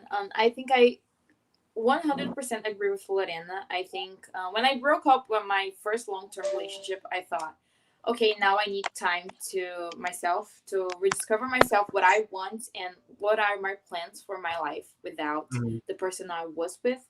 And I think you have, I think maybe the most important things in life, it's enjoying your own company and knowing that if someone else doesn't like you, or I don't know, doesn't want you, that does has nothing to do with you. You know, that's their personal choice, personal life. So, I mean, I can do what I can do is for myself. I know the person that I am, the person that I want to become, and I like myself, and I'm trying to get better every day. So, if someone else does not like me, that's okay because I want to keep people that I like and that will like me back near me. Mhm. And so for your question, well, I think it really depends. I have a rule that I don't like to date people that are in my circle, for example, in my school or my job. So if I go to work with you, even though I have some interest in you, I will not do anything or say anything. And if you approach me, I will probably deny because I think I like to keep my peace in the places that are important to me. So Right. because I'm kind of strict with this with dating people that are from my circle, important circles like job or my college. I think that it's not that easy to find people. So when I'm attracted to someone that I want to invest, it's usually a friend of a friend or someone that I met in the party or I don't know in any other circumstances. So I guess I am more assertive um when I know that it won't affect my personal life, as in my job. I think I'm more assertive, and or it depends. If it's a friend of a friend, I think I try to get the information first Mhm. because well, if I'm gonna use the advantage that I have. So I think if it's a friend of a friend, I'll try to talk to my friend first and be like, what's the deal with this guy? And if not, it's just a stranger or someone that you know, I'm the only one person who knows this person. I think I would be more assertive because that's the way. There's no any any other one to help me to get any info. So I think, yeah, I think that's what I would do. Okay. Yeah. No, that's good. I think that, like, it all depends on when it comes to like work or school and things like that. I agree. Like, I don't really like to. We have this phrase in the United States. We call it "shit where you eat." Basically, that just means like, I if always have you're, that. oh, you understand the reference. Okay. Yeah. Okay, yeah. So we don't like to, yeah, like, I always say, like, those shit where you eat. Like, I've seen people get into relationships where they have like a messy breakup, and then like the work environment gets so bad, like either like both of them have to quit, or they get fired, or it's just really really messy, because yeah, you just don't want That's what that. I try to avoid. Yes. Yeah. You wanna definitely avoid that. Um, okay, and Lorena, what about you? I actually have the same rule. I have a set of rules. Okay, Um, don't get with. I actually broke one of them. I don't get with your friends, like your close okay. friends. I actually hooked up with one of my best friends. Oh boy. We were really drunk. Mm-hmm. That was it was a one time thing. It never happened again. It was not goodbye. It was like the worst thing is that we can't even remember that we hooked up. I woke up the next day and we were both in my bed and I'm like, okay, this did not happen. But it did. And we're like, okay, this is never happening again. It got kind of weird, but we're still best friends till this day. Um, I miss him so much. Like I miss having my best friends here in Brazil. It's like one of the things I miss about Lima.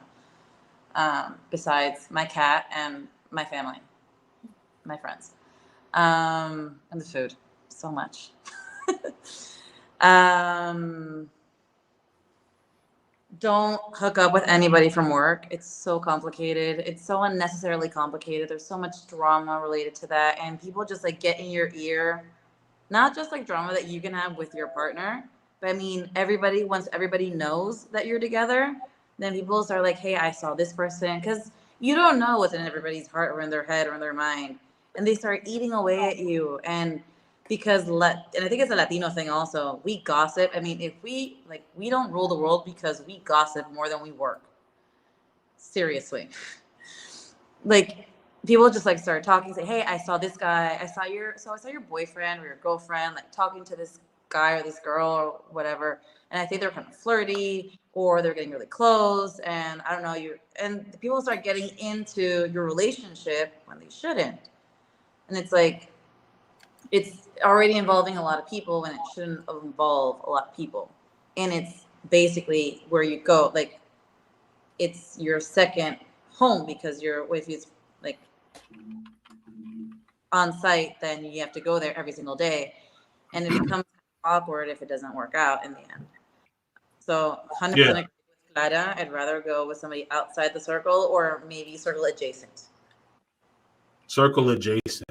I like that. Yeah, I think because it also makes it awkward for the people like if if you're a friend of a Just, friend and then like you got people like if this person done wrong and it's like people in the middle kind of have to pick sides and if yeah. they want to hang out with you one day and then like this person want to hang out with them, yeah, it just makes it all weird. Makes it all weird. So yeah, circle adjacent is good because like if things mess up, y'all on your own.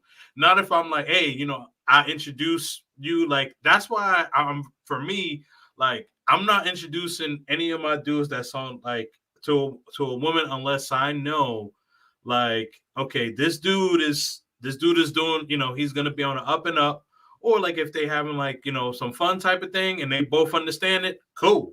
But if one is like, hey, I may be looking for a little something serious, and one is like, hey, I'm just trying to play, no. Like they both got to be looking for the sort of the Yeah. same thing, and then I say, okay, cool. But typically, I rather just not really do that. You know what I mean? To me, I actually have a uh-oh. friend on her birthday, one of my best girlfriends, four, almost like 4 years ago. For her birthday, she had a party at her boyfriend's house, and her boyfriend has a twin brother, but they're fraternal twins. They're not identical. Thank God. That would have been really weird. Uh, so he has a twin brother, and she specifically said, "Do not hook up with any of my friends, please." I get there, he sees me, we play beer pong. I beat him twice, Yeah. and we started when we hooked up, and then we went back to my place. And the next day, they started talking about like that fact that they're a very open family. So they started talking about the fact that I hooked up with them, and they're basically projecting that I'm the new girlfriend and I'm part of the family now. Oh boy. And now that we're like in a relationship long term, we went out for like 3 months. But this guy was like, yeah, he was all right. He wasn't the typical guy I would go out with. But then he started canceling a lot and be like, no, I Oh can't make boy. it. I have to work late. I can't do this. No, I'm sorry. I have to cancel. Can we do it tomorrow? And I'm like, dude, I reorganized my entire week to go on a date with you. Like you have just like ruined my entire planning of the week. I can't just like move around things because you can't make it today. Or he like we said 7, he at 7:30 he texted me like, hey, I can't make it. And I'm like, I can't take this anymore. Like, stop. And she was like, my friend was like, that's why I didn't want him to hook up with any of my friends, especially you, because you're you and you're so incompatible. Like, I don't know how that happened. And now we are. He actually said that he loved me on an Instagram story a couple years ago. That was kind of weird. Wow. That was funny. That was funny for me, not so much for him. He was pretty embarrassed actually. That was fun for me Why did he put himself out there saying that he loved you if it's on the Instagram story? because he was pretty drunk. He was playing it in his godson's playpen. Yo, dudes be doing the Yeah. most, man. Like, what? Why not just private message you that, or just So my whatever? I don't. This friend, is your story. My bad. Go ahead. I had just been there. I had just left like an hour ago, and we had been celebrating her birthday. So we were drinking. I had only taken like a couple of beers because I had to work early the next day. And so I left like at maybe 1:30 in the morning. They stayed until like 4, I think. And I don't know how they got so drunk in an hour or how he got so drunk in an hour. But I see the story next morning and she's like, she uploads a story. He doesn't upload a story. She uploads a story dancing to a song with another friend of hers. And he's in the background yelling, Lorena, I love you. Lorena, I love you. Lorena, please, I Oh love you. no. This was a year after we dated. And I'm like, I know I'm lovable. I know I'm a great catch, but dude, seriously, what the hell happened from like the time I left to when that happened? Yeah. And and what was funny is my friend didn't take the story down and she left it on the 24 hours that's supposed to last. So the entire, like her entire, like Oh. following saw that. Oh. Probably Oh. reposted it. So yeah, it was really, it's a funny story for me. Now we get along. We actually went to Tomorrowland together here in Brazil, in Sao Paulo. We went as friends. We have to be friends too because he's godfather. I'm godmother to my girlfriend's son, which Hmm. is the only man who's gonna have and own my heart forever. This little dude, he's 3.5 years old. I love him to death. So now we get along pretty well, which is good. Yeah. But yeah, that's I have so many stories to tell. I could go on forever. I see. I see. Man, you got a lot of stories in those I archives, man. it. A lot of stories in those archives. Now I'll go back to you, Clara. Have you ever dated a foreigner? And if you haven't, would you? Well, I have the Peru guy that I told you guys about, and it was really good. I really had a great time with him. I think the only defect that he had was that he was not real. He lied to me to my face, and I catch it. It's a pretty funny story actually. He came here to Brazil to study, and he came with his friend. And also, funny fact that his friend hooked up with my friend. That's how I met the guy. Okay. And this guy that hooked up with my friend, he's a Maluma cover. So he does like shows, and he's like, yeah, he covers Maluma. He really looks like Maluma, so he covers him. And they're both from Peru, and he came with his friends to study in Brazil. And first, my friend met her boyfriend. Actually, they Hmm. they they actually dated, and then she introduces me to her boyfriend's friend, which was the guy that I'm not sure if I can say dated, because here in Brazil, it's very different. Like, before you date someone, you have a time that you spend with this person that really looks like you're dating the person, because you talk every day. You sometimes this person's family, entire family, and but you guys are still not dating, because it's very usual here in Brazil. You know, when you're gonna buy a car and then you do a test drive. You know, it's kind of like that. We call it Right. Yep. ficante. You know, you're Yep. not dating. Yep. You're dating, but not officially because you're still deciding if you want to date this person or not. So, when someone is dating here in Brazil, I know in other countries, people just like kiss and then bam, they're dating, or like 1 week that they know each other, they're dating already. But here in Brazil, it takes a few months actually, or not always months, but like weeks at least. So I spent like, I think 3 months with him, but it wasn't really dating. I mean, I met his family, but he never actually asked me, and I haven't asked him. So yeah, I think that was my experience.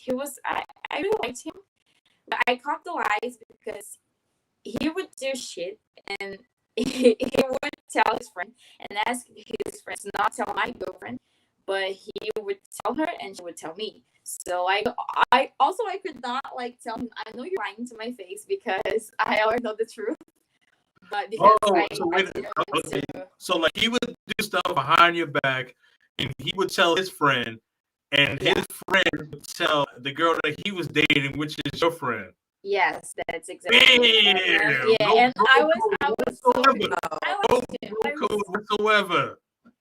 I was very pissed because I sometimes I would ask him stuff that I Yeah. already knew the answer, and he lied to my face and was like, tell me the truth. Are you telling me the truth? And he lied to my face, and I could not just confront him and be like, I know you're lying, you know, because I did not want to mess up things for my friend. Because if I told him that she told me, her boyfriend wouldn't like, and they would probably fight. So I had to be like, Yeah, okay, I believe you. I got you. Yeah. I have a question for Clara. And and, and, and this was the guy from Peru, right? Yeah, this was the guy from Peru. So yes, Okay. I would totally date someone from a foreign again. I So think I have it's a really question. nice. Sure. I met this guy, the guy I made the Hiraina for the last date of the year. Uh-huh. So we went out twice. We went out first time. Second time, he came to my house. I cooked. And then he's like, next day, he was here on vacation. He's from Brasilia. He came here to visit his stepfather and to hang out with his family they always come here for New Year's. He said, come spend the day with me and my family to the beach. And I'm like, this is so weird. Why am I spending the day with your family? Is that normal? Is that like something completely chill? Or is it like maybe like a family, like it's a hit thing? I thought it was really weird. He just You've met him. You know him for how long? Sorry, how long do you know 2 days. him? 2 days. Yeah, That's on Bumble. it's a little bit fast, but a little bit. But I mean, I think that's very personal. But here in Brazil, maybe he's a player and he also always introduce girls, and I think you could, if you consider to go, and if you go, you just pay attention with the family reaction. If they're like, oh my god, hi, he's probably, we say here in Brazil, we say emocionado. How can I say, when you're really freaking out about someone and you're like really in love You're with really someone, even excited. though it's a short time, you know. But Yeah. I think no, today's it's, here in Brazil, I don't think it's usual, It's but not. yeah, it's not. I don't think it's like a I'm not a player. Just yeah, yeah, just chill, just come here and chill. I think it's like I think it's like he's seeing a future with you probably. Yeah. it was so weird. Yeah. But I mean, it was a intense week because we like hooked up almost every single day that week. Yeah. And entire day together. We walked down the. He would grab my. I think like somebody told me. I told a friend of mine, and he's very clingy. Like he touches a lot, and we slept together. Like literally slept, like sleeping. Uh-huh. And he would just like, and I'm like, I like the touching and the hugging and the cuddling. It's beautiful. It's nice, lovely. We live in fucking Rio de Janeiro. I need space. But It's too much. So, Um, and I thought that one, I think I've never met a guy that is so clingy and loves to cuddle. That's one. And that was so fast to, like, to hold my hand. I find that so weird. And somebody told me maybe that's his love language. And I'm like, maybe. Do you I think think that holding hands is common. Holding I hands, it's thought that like is it's so normal. weird because it's something like holding hands in Peru is like we're official now. Oh no, not here. And to me, it's like I took it as okay. This is just who you are. I didn't take it as like he likes me. I took it as this is who you are. And the clingy thing, I took it as this is who he is because I have no idea. I have no baseline. I have no idea who this guy is. yeah. I have no baseline whatsoever. But I just wanted to see like the whole family thing. I didn't know how like important it was, like to introduce the family to somebody because like in Peru, it's a huge thing. Yeah, it's not a huge thing in here, but it's like because some families are very like easygoing. So with my mom, for example, I'm like, Mom, I'm meeting this guy, but even though I don't have any intentions of having a long term relationship, I would totally like, oh, hey, this is my mom. So some families are really easygoing in here, but usually when a guy wants you to meet his family, it's something. It's I something. found it weird. That's Yeah, something I would never do with that's my mom. interesting that you would say that because like in like for what Lorena was saying, like it's like that's important. Like for me, I wouldn't bring anybody to my parents. Like if it was just like pardon my language, but if it was just a woman I was just fucking, no, I wouldn't, but if this was like a woman who I planned on having a serious committed relationship with, then yes. Like I wouldn't just be casual, just be like, hey moms, this is such and such, and we just kind of hooking up, but I don't know if I'm gonna really keep her around that long. Like, no, my mother would not, she would not appreciate that. You know what I mean?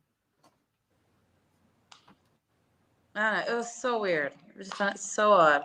It's coming back on the 18th. I'm excited to see him though. Wait, what was that? I'm sorry, I missed that. What'd you say? So he lives in Brasilia. He was here on vacation. Oh, okay. He works there, and we kept on texting. Mm-hmm. And he's coming back on the. He always comes back and forth because I think it's a 2-hour flight maybe. Yep. Brasilia. And he says he travels to Rio twice a month because his stepfather, which is basically like his second dad, Mm-hmm. practically raised him, lives here. So he always comes back to Rio. Okay. And back on the 18th, so we'll definitely hook up on the 18th. I'm like, yes, let's. Please. Oh, okay. So you okay? So that's your booty call right there. Yes, but I want to have so. Uh So oh. this guy, we meet on Tuesday. Friday's my birthday. And he's like, you go out, have fun, go out with your friends, whatever, enjoy yourself, and we'll hook up on again. Like we'll meet up on Saturday. Okay, amazing. Yeah. I go out until like 5:30 in the morning because I went to Barcine. Barcine is a club kind of bar that's Mm-hmm. like 2 blocks away from the beach. And because I left at 5:30 in the morning, the sun was already out. And I'm Yeah. like, oh, it's such a beautiful day. Why not walk down the beach? I Yeah. mean, the sun's already out. So I'm guessing it's pretty safe. So I decided to go walk down the beach and I texted him, I'm like, hey, what are you doing? He's like, I'm leaving Lapa, which is another place downtown. What about you? I'm not walking down the beach. I just left Barcine. And he's like, are you alone? I'm like, yeah. Are you alone? Yes. Hey, let's meet up. Okay. So we walked down the beach at 5:30 in the morning, watched the sunrise, holding hands, walking down the beach, talking, laughing, took pictures, really cute. And then he saw me. I got really tired, and he's like, "Just lay down on my stomach and just like sleep." So I slept for like 15 minutes, and he dropped me off at my house, and he left. 2 hours before I, 2 hours before I texted him, I hooked up with a bartender, really cute bartender, who texted me today actually Mm-hmm. to hook up tomorrow. Damn, girl, you got a Girl has nights, girl has rotation. nights. Busy Um, woman. yeah, that was fun. That was a fun birthday. So your birthday was last week? Yeah, 29th of December. Oh, okay, okay. All right. Yeah, so you got the rotation popping then. You good. You good. December was a good month. I got fired. I hooked up with the paddle instructor, really hot guy. Then I hooked up with another Bumble date, and then I met another Brazilian guy. Hooked up with him a couple of times that week. Something really bizarre happened that week too. We're not gonna get into that. It's a really long story. Really messed up too. Hooked up with this Brasilia guy, and then hooked up with the bartender. I'm probably leaving out a couple of guys, but yeah, it was a really exciting month. It was a really great way to close off the year. Con broche de oro. There you go. There you go. Yes. Um, no reservation says I'm putting in extra sessions in the gym to get ready for the Rio trip. Oh, you don't need to do that. You're good. You're good. Doesn't matter. So Everybody's a bikini body or a summer now, body. let me okay. Now let me ask you, right? You know, have either one of you have ever dated black guys before?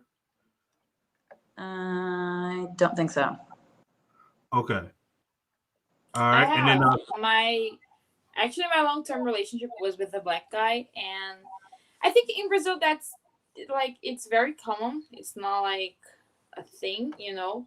I know that people always get the impression that the rest of the world's like the USA, because I know when like a black guy and a white girl or a white guy and a black girl are together, people are like, oh, a mixed relationship. But here in Brazil, I don't think people have that. I mean, if I used to have this boyfriend and he was black, and I was just, you know, it was just like a regular couple, mm-hmm. and no one will comment anything like in your face or behind your back. It's like it's just really normal. Just that I think it's more than half the population is black in Brazil, right? Yeah, so Is it's it, not like I a think big deal. from what I understand, I believe the population is like 75% black.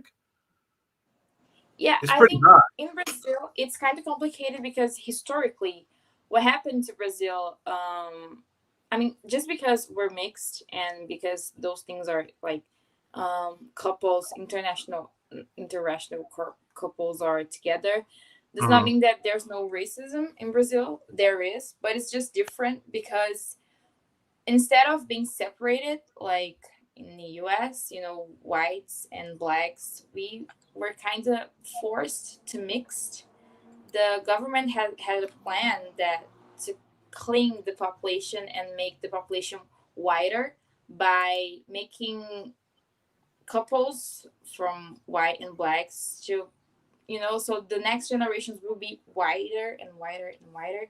So we have a lot of mixed people, and we also had waves. Like in the past, we had waves of Europe and also Asia coming Hmm. to Brazil. So it's not just white and black. I think it's mostly indigenous, which is native Brazilians, and Uh, I oh man, I was listening to that history Me lesson. too. I was interested. Oh man. Okay. So you said that you have not. I have not dated a black guy. I have only hooked up with a black guy once, but Okay. like we haven't like I never fucked a black guy, so I don't know So like black okay. So what is your definition of hookup? Because when I think of hookup, like I think like everything. yeah, everything. Yeah. So Like is hookup like to you meaning like kiss and like kind of fondled or whatever? I think hookup I think is everything really, but it's just that like in Portuguese you say peguei. Peguei is pegar is the verb to grab something. Oh right. Okay. So, or use it like peguei Uber. I took an Uber, or I Hmm. grabbed something. Peguei garrafa. I Right. grabbed. So when you hook up with somebody, when you kiss somebody, better said, you kiss somebody, você pegou. Eu peguei cara. Hmm. I kissed somebody. So hook up for me is either kiss and have sex. I've only kissed a black guy. I've never dated or had sex with a black guy. Oh okay. Okay. Open to having sex with a black guy. Okay. I got you. I Now, just, now, like, have they just not approached you, or huh? have they just not approached you, or just, or you just haven't had like the like ever been in that position? I've never been in the position. I did meet once. There was a black guy that I saw. There's these events. I'm not sure if you ever heard of them called Mundo Lingo. They're like these foreign language exchanges where you meet like foreigners or tourists, people who live like me, like foreigners that live in Rio or different cities in the world where they have these events. And there's Uh, this back not up. We not in Rio because I haven't been to Brazil yet. I'll be in Brazil in April. But okay. like when I went to like the first time I went to Colombia, I went to Barranquilla and like everywhere like in February, whether it's the Caribbean or Latin America, February is carnival time because Yeah. Trinidad has a carnival, you know. Of course, you know, one in Rio, one in Bahia. um Colombia has one, and that's in Barranquilla, Colombia. So when I went to Barranquilla, Colombia in 2020, February 2020, and this is before COVID and all that, I went to like a foreign exchange, and so I was meeting with like a lot of locals, and then there was some expats from like different countries that had relocated to Colombia. But it wasn't like a big event, so to speak, but like it was a way to network and meet people. So I'm assuming what you're saying is kind of like that. So Mundo Lingo, I don't know who manages Mundo Lingo, Okay. but it's an organization in itself. And I found it actually through couch surfing. And I met couch surfing through a guy that stayed at an Airbnb, Mm-hmm. which was amazing. Um, and it kind of opened a whole new world for me. And the Mundo Lingo world is, I actually have a couple of friends that were friends till today. I actually hung out with one of them today. He's Brazilian. Um, and you meet a bunch of people that you have regulars. I have hooked up with a black guy. He's French. Just remember, he's French. Yeah, so true, but not necessarily black. You don't go back, but he was a very good representation of black.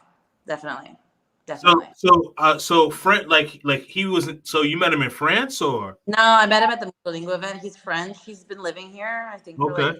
2 years. Okay. Shout out to my man Saint Cyr. He has a question.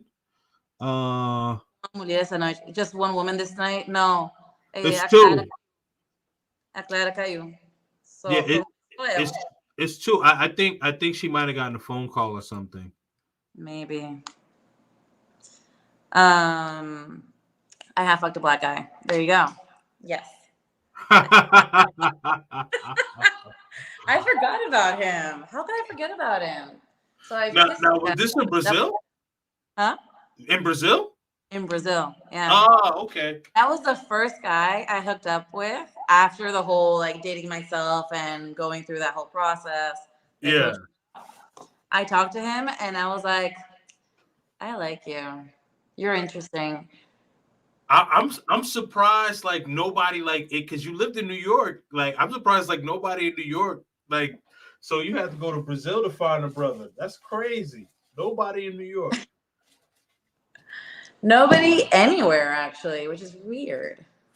Well, yeah, I mean I say New York because like Yeah, New Queens, York. Long Island is right there. So I figured, yeah, I figured if it was gonna be somewhere, it was gonna be like in New York or But whatever. I think I think like more Latino men than I do like I'm not so into like white American.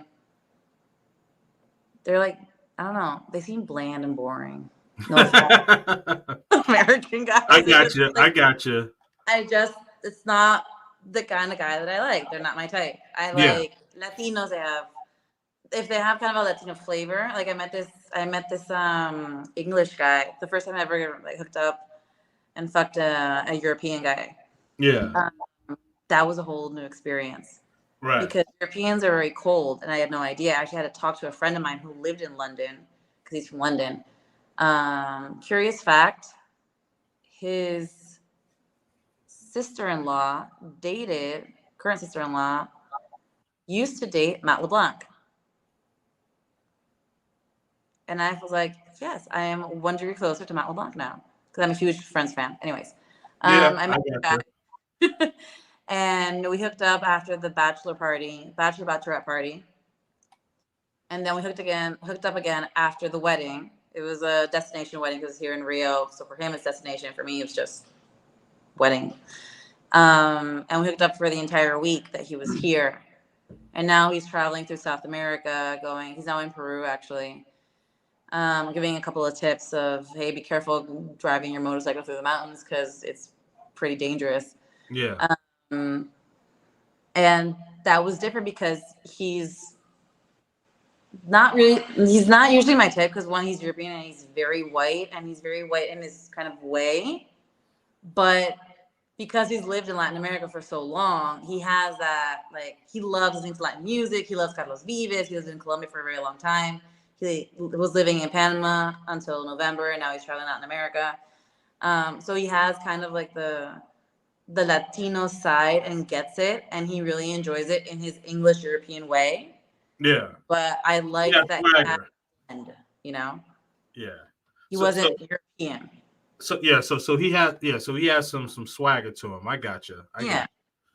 I gotcha. No, that makes sense. Now my next question for you is okay. So what would you say are some of your black flags and red flags, and do you know the difference between the two? What's a black flag? That's a new one. Like a black flag is like kind of like one of those, like, No there's go? no negotiating on it. There's no negotiating on it. A red flag is like, that's trouble, but maybe for the right person, I could kind of, maybe agree to it a little bit. But a black flag is like a hard no, Okay. Let's see. no matter who the person is So or if how you much you like them.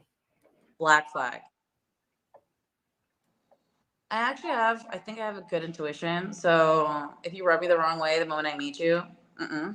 But if you lie to me and I catch you in the lie, then black flag for anybody, I think. I don't think there's any reason behind the intentions of lying. Good or bad, in the end, you lied. There's no reason to be dishonest.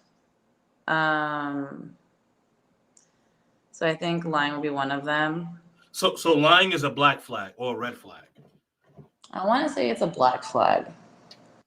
So, like, okay, what if it's like something like small? Maybe he White lie? yeah, maybe like a white lie, like maybe let's say let's say like he says that he has like this really really big job, and maybe he has a job but he's not really making, he's not really like the big boss as he says, you know what I mean? If he doesn't have the balls enough to admit that I'm probably doing better than he is, then he's not the guy for me, and he's blackballed. Okay, fair enough, fair enough. Okay, all right. So what about his age? So like what if he happens to be like 25 and he knows that you're 35 and he's like, whoa, like, maybe he says that he's like 33 or something, ups his age so that he could be with you. I don't think there's ever a reason to lie. I mean, I don't think, like, I could easily say I'm 28 and you could probably believe me. But if the relationship moves forward, then I have to come up and say, hey, on my birthday, I'm not 28, I'm turning 36. You know? Yeah, God. Oh. I gotcha. Okay. So I don't, like, if you're in a relationship or you're starting a relationship with somebody, I think you should always start it honestly. And I True. don't think there's a reason to lie about anything because in the end, lies will catch up with you. I mean, this crazy story that I lived through in December, which is insane. I mean, oh, she left again. Oh well. No, This yeah. I ridiculous story that I went You'll through come in back. a mountain of lies. So many lies that I was like, if he had just been truthful from the beginning, I mean, he wouldn't be in the shithole he is in right now. Yeah. But I gotcha. So okay, so lying. Okay, so lying is a black flag for you. Got it. Okay. What's another black flag? if Claudia, if you leave again, I'm coming in and I'm just gonna hold your phone still for you. Okay. No, Sorry. you're good. You're good. Go ahead. Go ahead. My phone died. I got my charger now. All Uh, right. another black flag. I think the word is misogynistic. Like if he's machista, if he thinks that he's anti-feminist, or if he like mansplains a lot. He's like, I'm like, women have to do this and women have to do that, and men don't have to do this or men have to do this. And like really separates men from women. And I'm like, no, we live in an equal world. We're trying to strive to live in an equal world. If you can't see that, then dude, next.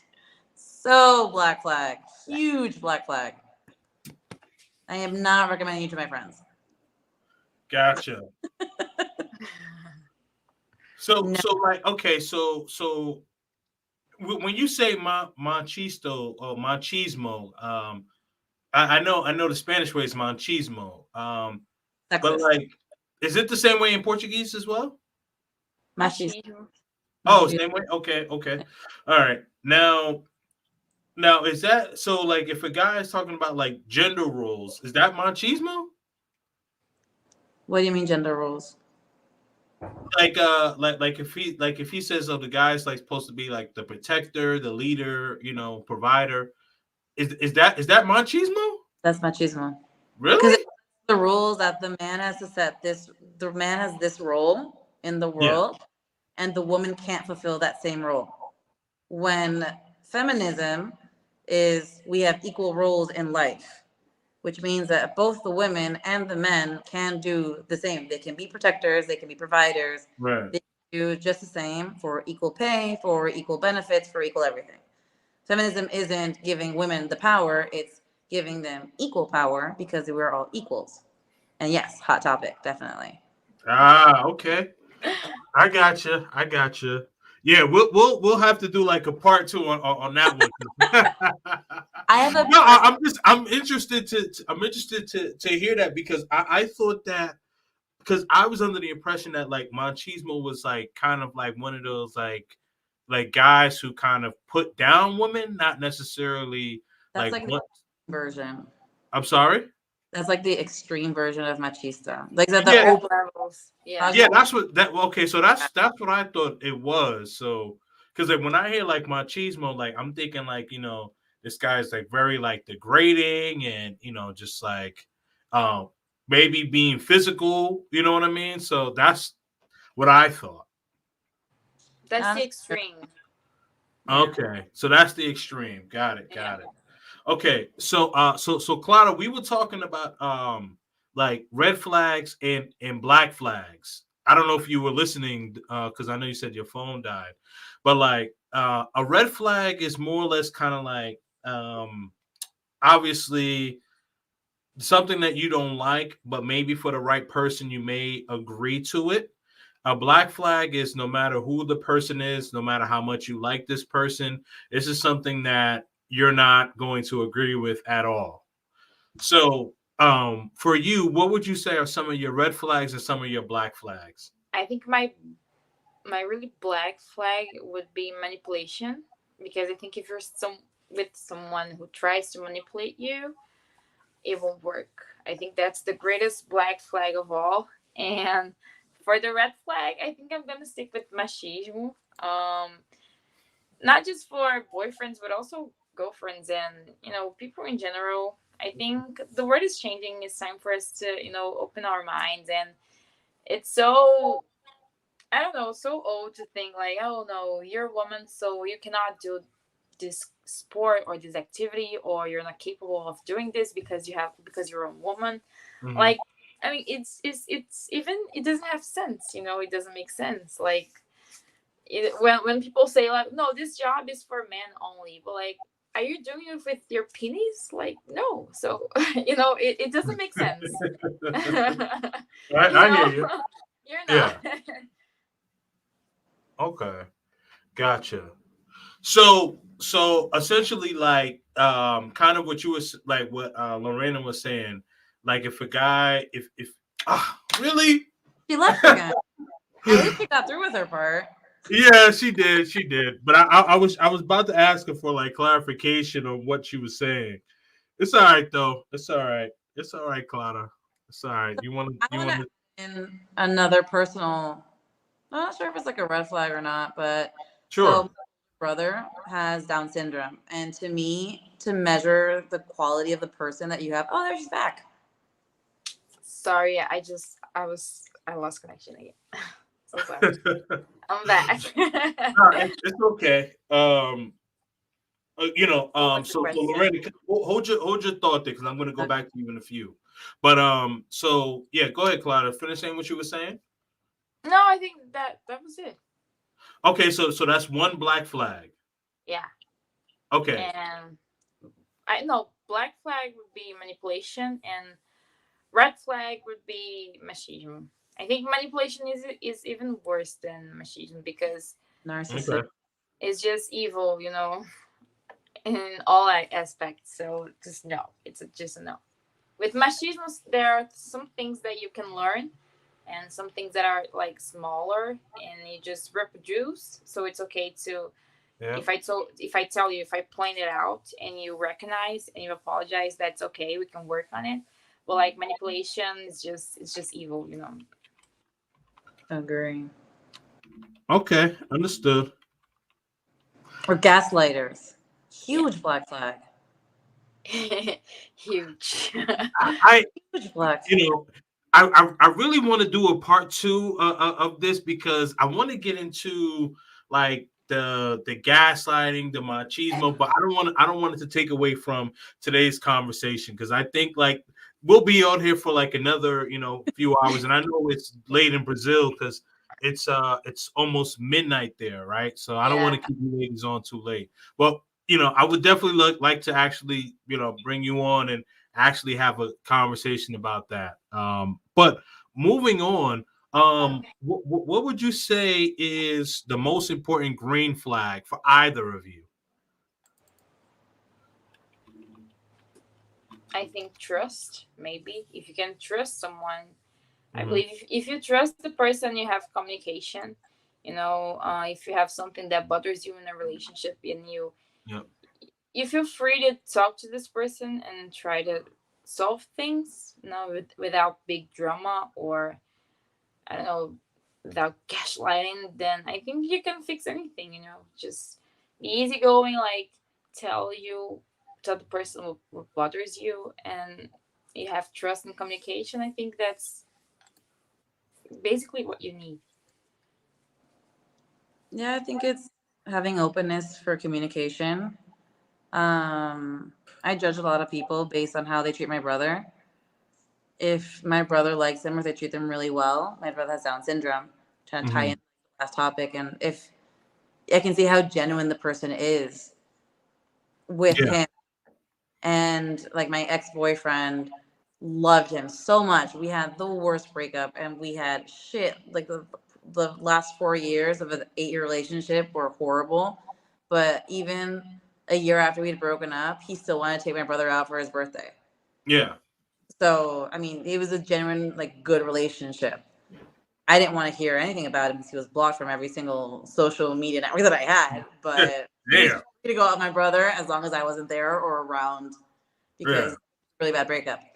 But being able to like telling it, like, it is trust or having like knowing that your partner is going to listen to you and having that trust that you can open up and communicate openly about what's going on. For example, no need to lie about your age or who you are, how much you make, or what kind of position you have.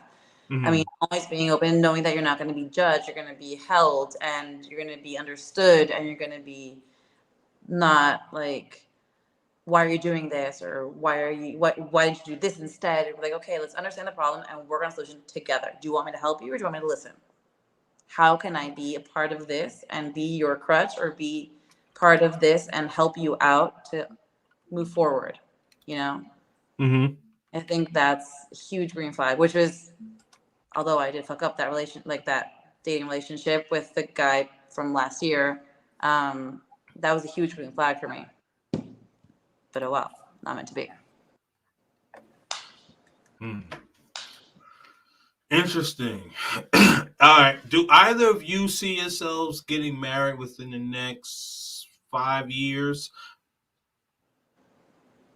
Not really. No. I don't see myself getting married. I'm sorry? I don't see myself getting married. Like at all or within the next 5 years? In general, it's not something that I've like. I'm sorry, mom. You're Oh, gonna go away. mom's about to call you, be like, girl, what? Hijita, what's wrong? Uh-oh. I don't know if I want to get married. I think it'd depend a lot. Like if it happens, I don't know. Yeah. I wouldn't do the whole big wedding. It's a lot of money. It's a lot of money. Um, I don't know. I don't see the But purpose. The you don't point. necessarily have to go like do like the whole. All right. So what I've like, especially like when the whole pandemic, everything was shutting down. Like what a lot of like my friends were doing, what they would do is like they would just go to the courthouse, sign the papers, and then in somebody's backyard just have like put some food on the grill, buy a bunch of alcohol and some tables and chairs. Everyone would come, bring money and all that stuff and gifts, and that was it. Like you didn't necessarily have to have like the whole white dress and stuff. And I know like typically that's what some or most women would want, but I guess the fact that like if a person just wants to get married, they could just do like the whole what do they call it, a reception, right? Yeah, You just go down to City Hall. I don't know what it's called in City Brazil. Hall. I'm assuming it's something similar, right? Yeah. Yeah. So you just go to City Hall. You sign the papers. You have like a witness or two, and then you just do the whole reception. And then you guys go on living as husband and wife. But if you go to why did she fall again? I don't know, man. I don't know. How phone like, man, listen. A friend of mine did that, but way before the pandemic. She's been married for like 8 years, and she was like, "I'm not spending all my money for everybody else to get drunk and have a good time. So I'm just gonna have a small reception, 50 people at our house, and that's it." And she's that's totally valid. But if I go to the actual concept of marriage, like why get married? Yeah. And it's like if it's I'm not sure it's something that I want. I'm sorry, mom. No, yeah, no, I mean it's all good. Like is that something that like you've had that in your mind for a long time, or is it just kind of more like the realization like the older you get, or is it like, just kind of expound on that if you don't mind. I think so. It's really hard to kind of separate the concepts or the idea, my personal idea versus what's been Yeah. taught to know or to think.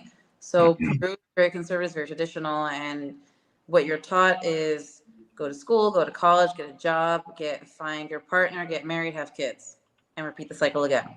Right. Very traditional, and you keep repeating the cycle again. And I was like, no, I want to break the cycle, which is why I left in the first place.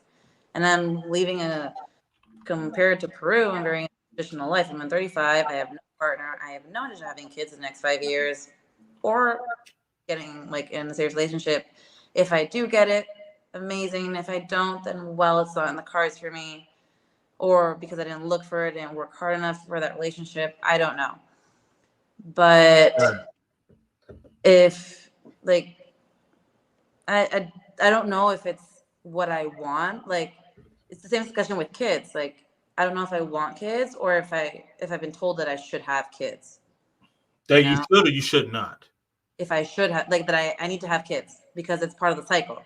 Get married, have kids, or have kids. I see. I see. So it's what you've been taught. You need to have kids. You have to get married. You have to have a partner. You have to have a good job. And you're frowned upon and looked down at if you have a crap job or if you have a crappy husband or if you're single or if you have no kids or it's considered like failure. in that kind of society, or at least in that circle in society, in at least in Lima. And it's like I don't feel less a person or less a woman or less fulfilled because I don't have kids or I don't have a partner or because I'm unemployed right now. Because Right. I think it has to do a lot with who you are and where you were at. Right. Um, trying to explore that part, understand whether I want to get married because I want to, not because I've been told that I have to. Same thing with the kids, if I can. I don't know if I can. So, um, Have you? and the Oh, same thing, like, go ahead. Go ahead. huh? No, no, no. I was going to ask you a question, but you were in the middle of saying something. Sorry. Go ahead. Continue. No, I was gonna say like it's the same thing with the kids. Like, I'm not sure if I want to have a kid or if I've been told and I think that I want to have one because I've been told I should have one. So far, my godson is the closest thing I have to a kid, and I love him to death, and I have all the fun with him from afar, like from here. Yeah. And I don't have I don't have the responsibility of taking care of him or paying for college or for school or making sure that he doesn't kill himself as he grows older, which is Hmm. a huge responsibility. But Oh, trust me. I know. it's like when I used to live with my friend, and she had her kid. Oh my God, having a kid is making sure that another human being does not kill themselves. Crazy. Yep. So much work. No, it's a lot of work. A lot of So work. much respect to moms and dads who work from home. Seriously. Yeah, I thankfully like I have more of a hybrid role, so I'm able to I'm actually able to work remotely some days, but I need it some days because like I've got to take my son to doctor's appointments and all of these other things, and and it's like like how come doctor's appointments are only available like during school hours? It's so crazy. Yep, yep, So yep. crazy. Yeah. All right. So we are over the 2 hour mark. And so what we normally do, this is kind of like a little fun thing. Hopefully Glada comes back. But um we want to go by like first impressions, right? And so I think first impressions is a very good it's a very good what's the word I want to say? I can't remember the exact word, but with first impressions, I think that is very, very important, right? And so I think that like with social media, sometimes it could be someone's resume. So I'm going to share a page. Let me see. Looks like bro, I can't open it. Oh, I can't open it. Okay. But I can't click on anything. So it looks like you're gonna have to control this. Me. No, no, no, not you. I'm sorry. I'm talking to Ah. Delane. All right. All right. Shout out to my man here. He wants you and he wanted Clara to kind of rate his Instagram page and kind of give your thoughts on what you see. Okay. That's an odd ask, but let's give it a go. Still known as instructional designer. I don't know what that is. So he has more followers than he has following. I can't see his face from his picture. I'd have to know if it's a private or a public profile. It is private. So if I want to see his profile, like if I see his profile on a Bumble or if I see his profile and I meet him and I don't see a picture of his face, eh. So he likes to travel a lot. Yep. He likes to travel a lot. He's not self-centered.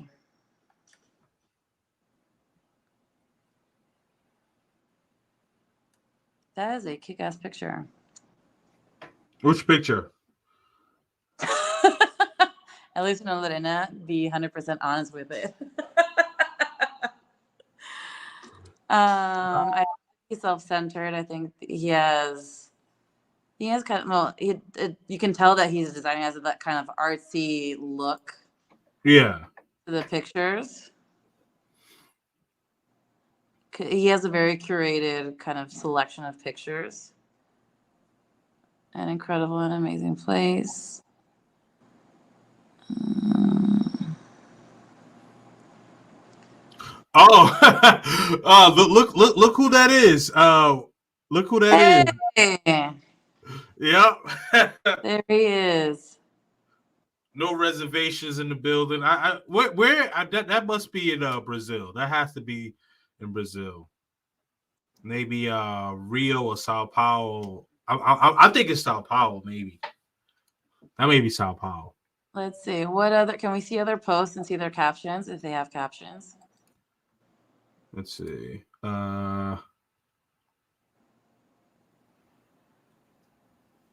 Well, he has great engagement, which is really good. I mean, he's pretty social, so I think he can really create like profound relationships with people, which is really good. Yeah. I like that. I mean, he has 1,000. He has 1,600 followers. That's an amazing picture. Yeah, 1,600 followers, and he has 300 likes on a picture. I can barely get to 200, and I have also like 1,600 followers on my account.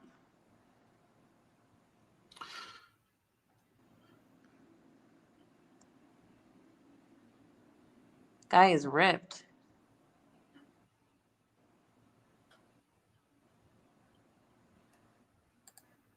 So apparently he's in love with Latin America. As soon as you said it, he starts salsa dancing. Colombia.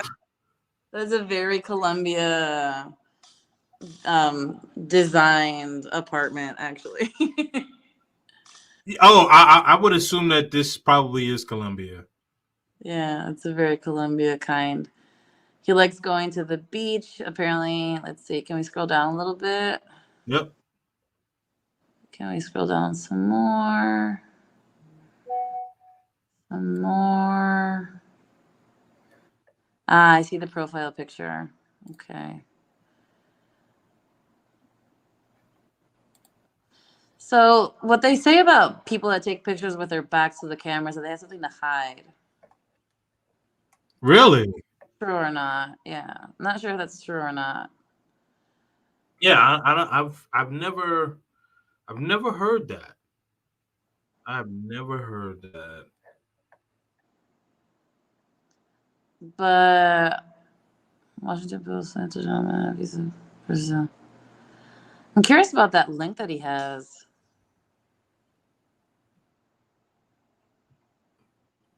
That Like, hyperlink? as a Oh, what happened? It just went away.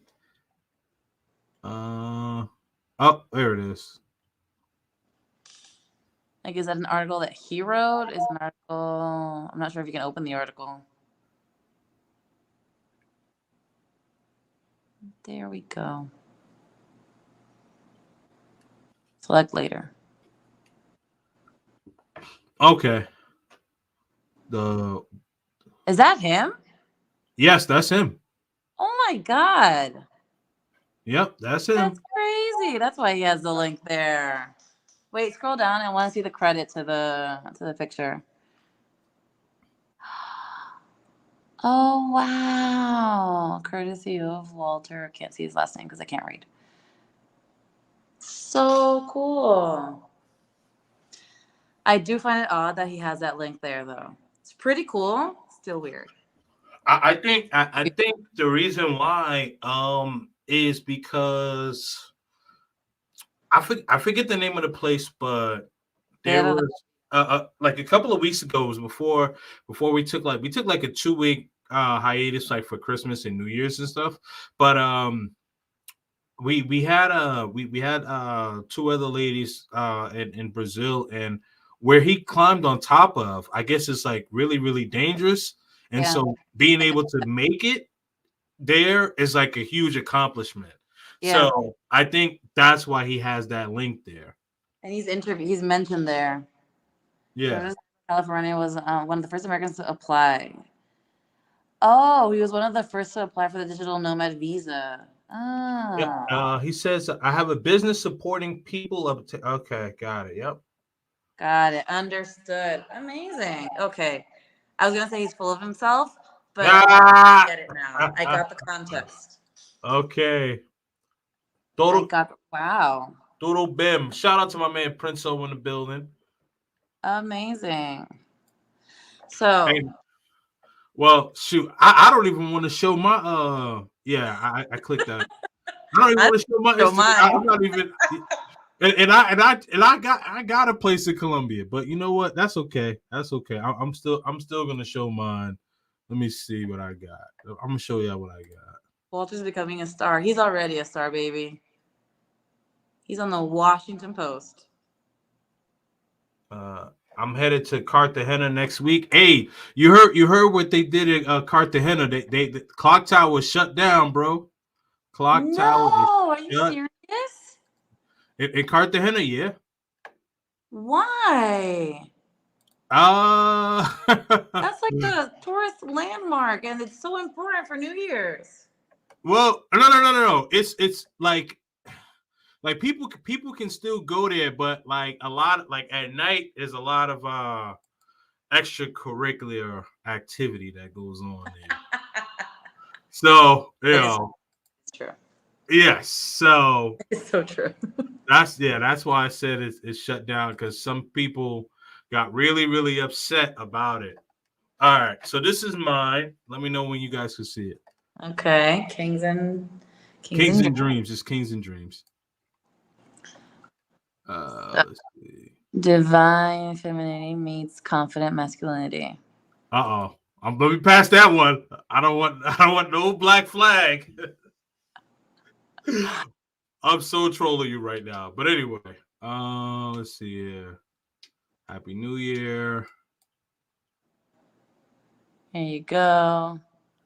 Why are there so many Columbia flags in the background? Oh, because I was at the statue of Cristo Rey. Yeah. So I went up there with my homegirl, and she's Colombian. She actually so kind of like you in a sense where like she lived in the States and then went back to Colombia because she lived in Texas. So she has like that like when you hear her talk like she has like a down south accent, but speaks fluent Spanish and everything. It's crazy. Okay. Yeah. This is just a clip. So these are clips here. Yeah. So you have to promo obviously. Yeah. And what you do. Yeah. You look kind of shy there. Me? Yeah. Nah, not shy at all. Well, I wasn't expecting the picture to be taken because they was just like, "Yo, look up," and I had to like pose really quick, so I was more shocked. Yeah, you look kind of tense. You look like don't want the picture. It's all right. Very candid. This is Cuba. Hold on, some more videos. That's a live stream. And then this is Cristo Rey. We were in Havana, Cuba. Let's see. Yeah, I think you're more like a laid back kind of guy. Like more all natural. Like I have my moments, but yes, for the most part, I'm laid back. wait, can we see like a general overview of the entire grid? The what? The grid. Like close the post so we can see how the entire Instagram profile looks like. Oh, how do I do that? Just close Like that. this? Yeah, and now we scroll down. Oh, okay, my bad. Okay. Down, and we scroll down. And we scroll down. And we scroll down. So there's like a lot of things. It'd be hard to kind of get a feel of who you are. Yeah. Maybe you'd have to like listen to a couple of videos and get a sense of kind of from the videos, like what your deal is. Yeah. From that picture, I'd say he does not enjoy taking pictures. Which one? This one? No, the other one, the one with the. Oh yeah, no, I like taking pictures, but you know, so that picture does not reflect that. No. Well, so that like I was hosting an event, and more or less I was like, when I'm hosting an event, I'm more or less focused on the business. So Yeah. like, of course I'm gonna be sociable and say like, hey, what's up and all that, but like I'm about the money. After I get paid and all that, then it's like all smiles from there. Take as much pictures as you want. But it was getting close to the end of the night. So the photographer was just like, hey, look up. I look up and I'm like, well, shit. All right, I'm going to take this picture. You have a very diverse lot of content. I do. I have a lot of content. Let's see. That's my homegirl D. She was the one. And at the like the top picture, that's her right here. The first one? Yeah, that's her. The one where you said, why is there so many Colombian flags? Oh, Yeah, okay. that's her right here, and this is her again. Yeah.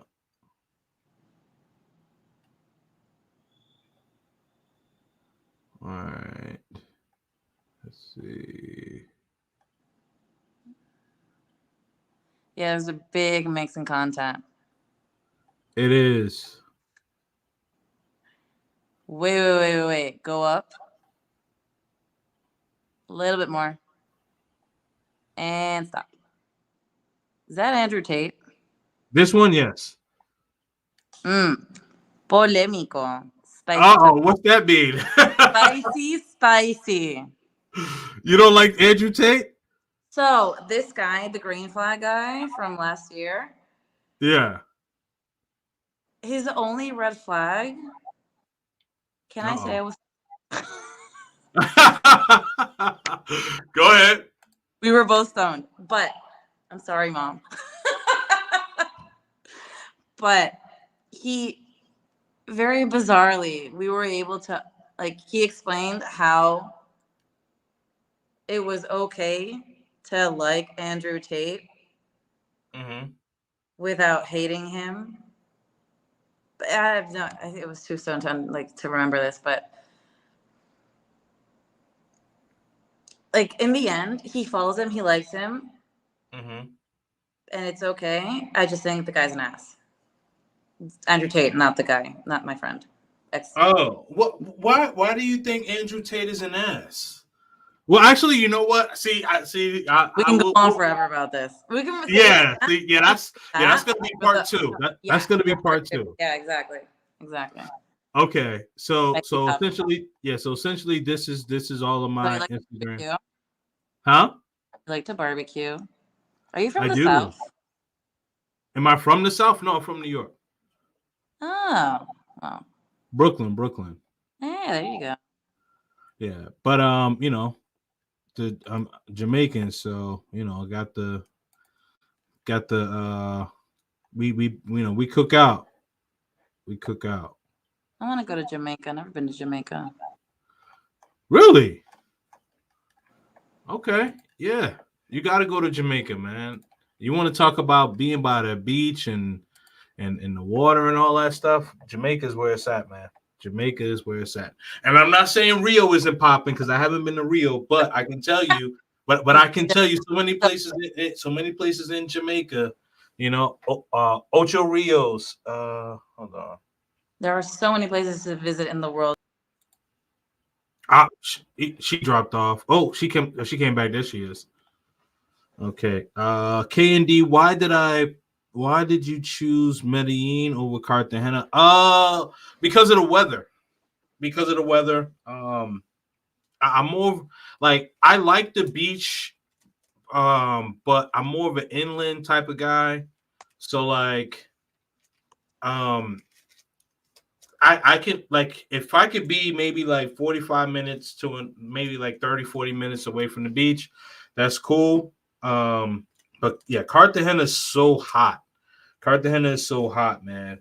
So, and then Medellin, like, they call it the city of eternal spring. So you got that 65 to like 75, like that nice pocket of like nice weather where like if it gets a little cool, you got a hoodie or you could put on like a light jacket.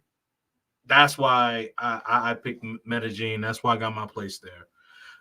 But I wouldn't mind getting a place in Cartagena, but maybe my next place I would get would probably be Barranquilla, and I know when I go to Colombia, I'm going to be looking for another spot, and that's going to be in Cali. Oh, you know what place I loved in Cali? San Francisco. Like, Oh no, Cali, Colombia, I meant, but no, I was talking about Cali, California. okay, Frisco. You like Frisco? What about Frisco? Did you like? Don't judge me. Public transportation, I thought was beautiful. No, you good? You good? I mean, I thought it was perfect. It's so easy to use. nice. But I went there in 2013, 2014. I haven't been Yeah. there. I've heard it's super expensive now. Well, it was back then too, but Oh yes, yeah. New York and San Francisco are like the two most expensive cities to live yep, in the United States. You know, yep. like I remember someone asked like, what's like a comfortable salary to live to live comfortably in New York? I said probably about a quarter million. I mean it though. I mean it though. I mean it though. Have you seen this guy on TikTok that does like, hey, how much you pay for rent in New York? Uh, no, So there's I haven't. so there's this guy. I'm not sure if he has an Instagram Yeah. account. TikTok. There's this guy that goes around New York and says, how much you pay for rent? And the people that say like $700 or 1,700 or 4,000 or whatever. Sometimes he meets like famous people or like D level celebrities, um, and he's met people that live in a closet, like Mm-hmm. a shoebox, and Yep. pay $700 or $450 a month for their rent. And I'm like, how is this living? Seriously. Or they have beautiful apartments and they pay $4,000 or $10,000. I'm like, how much do you make to pay for that rent? Seriously. Yep. No, it's yeah, it's no joke. It's no joke. It's no joke. You like for Frisco, and New York City, you gotta be making like seriously about a quarter million to live comfortably. I remember I remember seeing this thing in the news, and I digress. I'm just gonna say this really quickly, but I saw this article in the news where there were people that were making over six figures talking about they living paycheck to paycheck. Seriously? Wow. Yeah, yeah. People making six figures were living paycheck to paycheck. That is crazy. I mean, if you think about it, see, I don't know when's the last time you've been in the States, like living, not visiting. Living? 2009. Okay, yeah. So That yeah. was the bubble, the housing bubble. What was it called? Oh, the housing market crash. Yeah. Yeah. Yep. Yeah. It's crazy. It's That was crazy. bad. Yep. Absolutely. All right, we are over 2.5 hours. We're definitely gonna do a part two of this. I really really appreciate you for coming on and really taking your time with us because I know it's late over there and it's getting late over here. Um, please remember we do this once a week. So um, apologize about the beginning of the intro and things like that, but we're gonna get it right. So we do this every week. Super chat, super chat, super chat. If you want this to keep going, you guys got to support and pass that plate around, man. Cash App, super chat.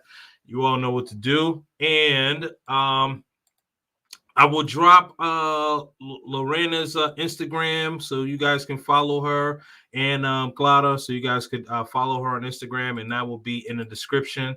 So, any final thoughts that you got to say before you leave, Miss Lorena? If you want a first impression review, let me know. I'll be brutally honest. No, Don't that's have Andrew Tate on there. can't tell a lie. Oh man. No, it's actually really fun. I've never been on a podcast before. Oh, this is your first time. Wow, you This did is a my great first job. podcast. I had so much fun. Thank you. This is amazing. Yes, I'm glad that you had a great time.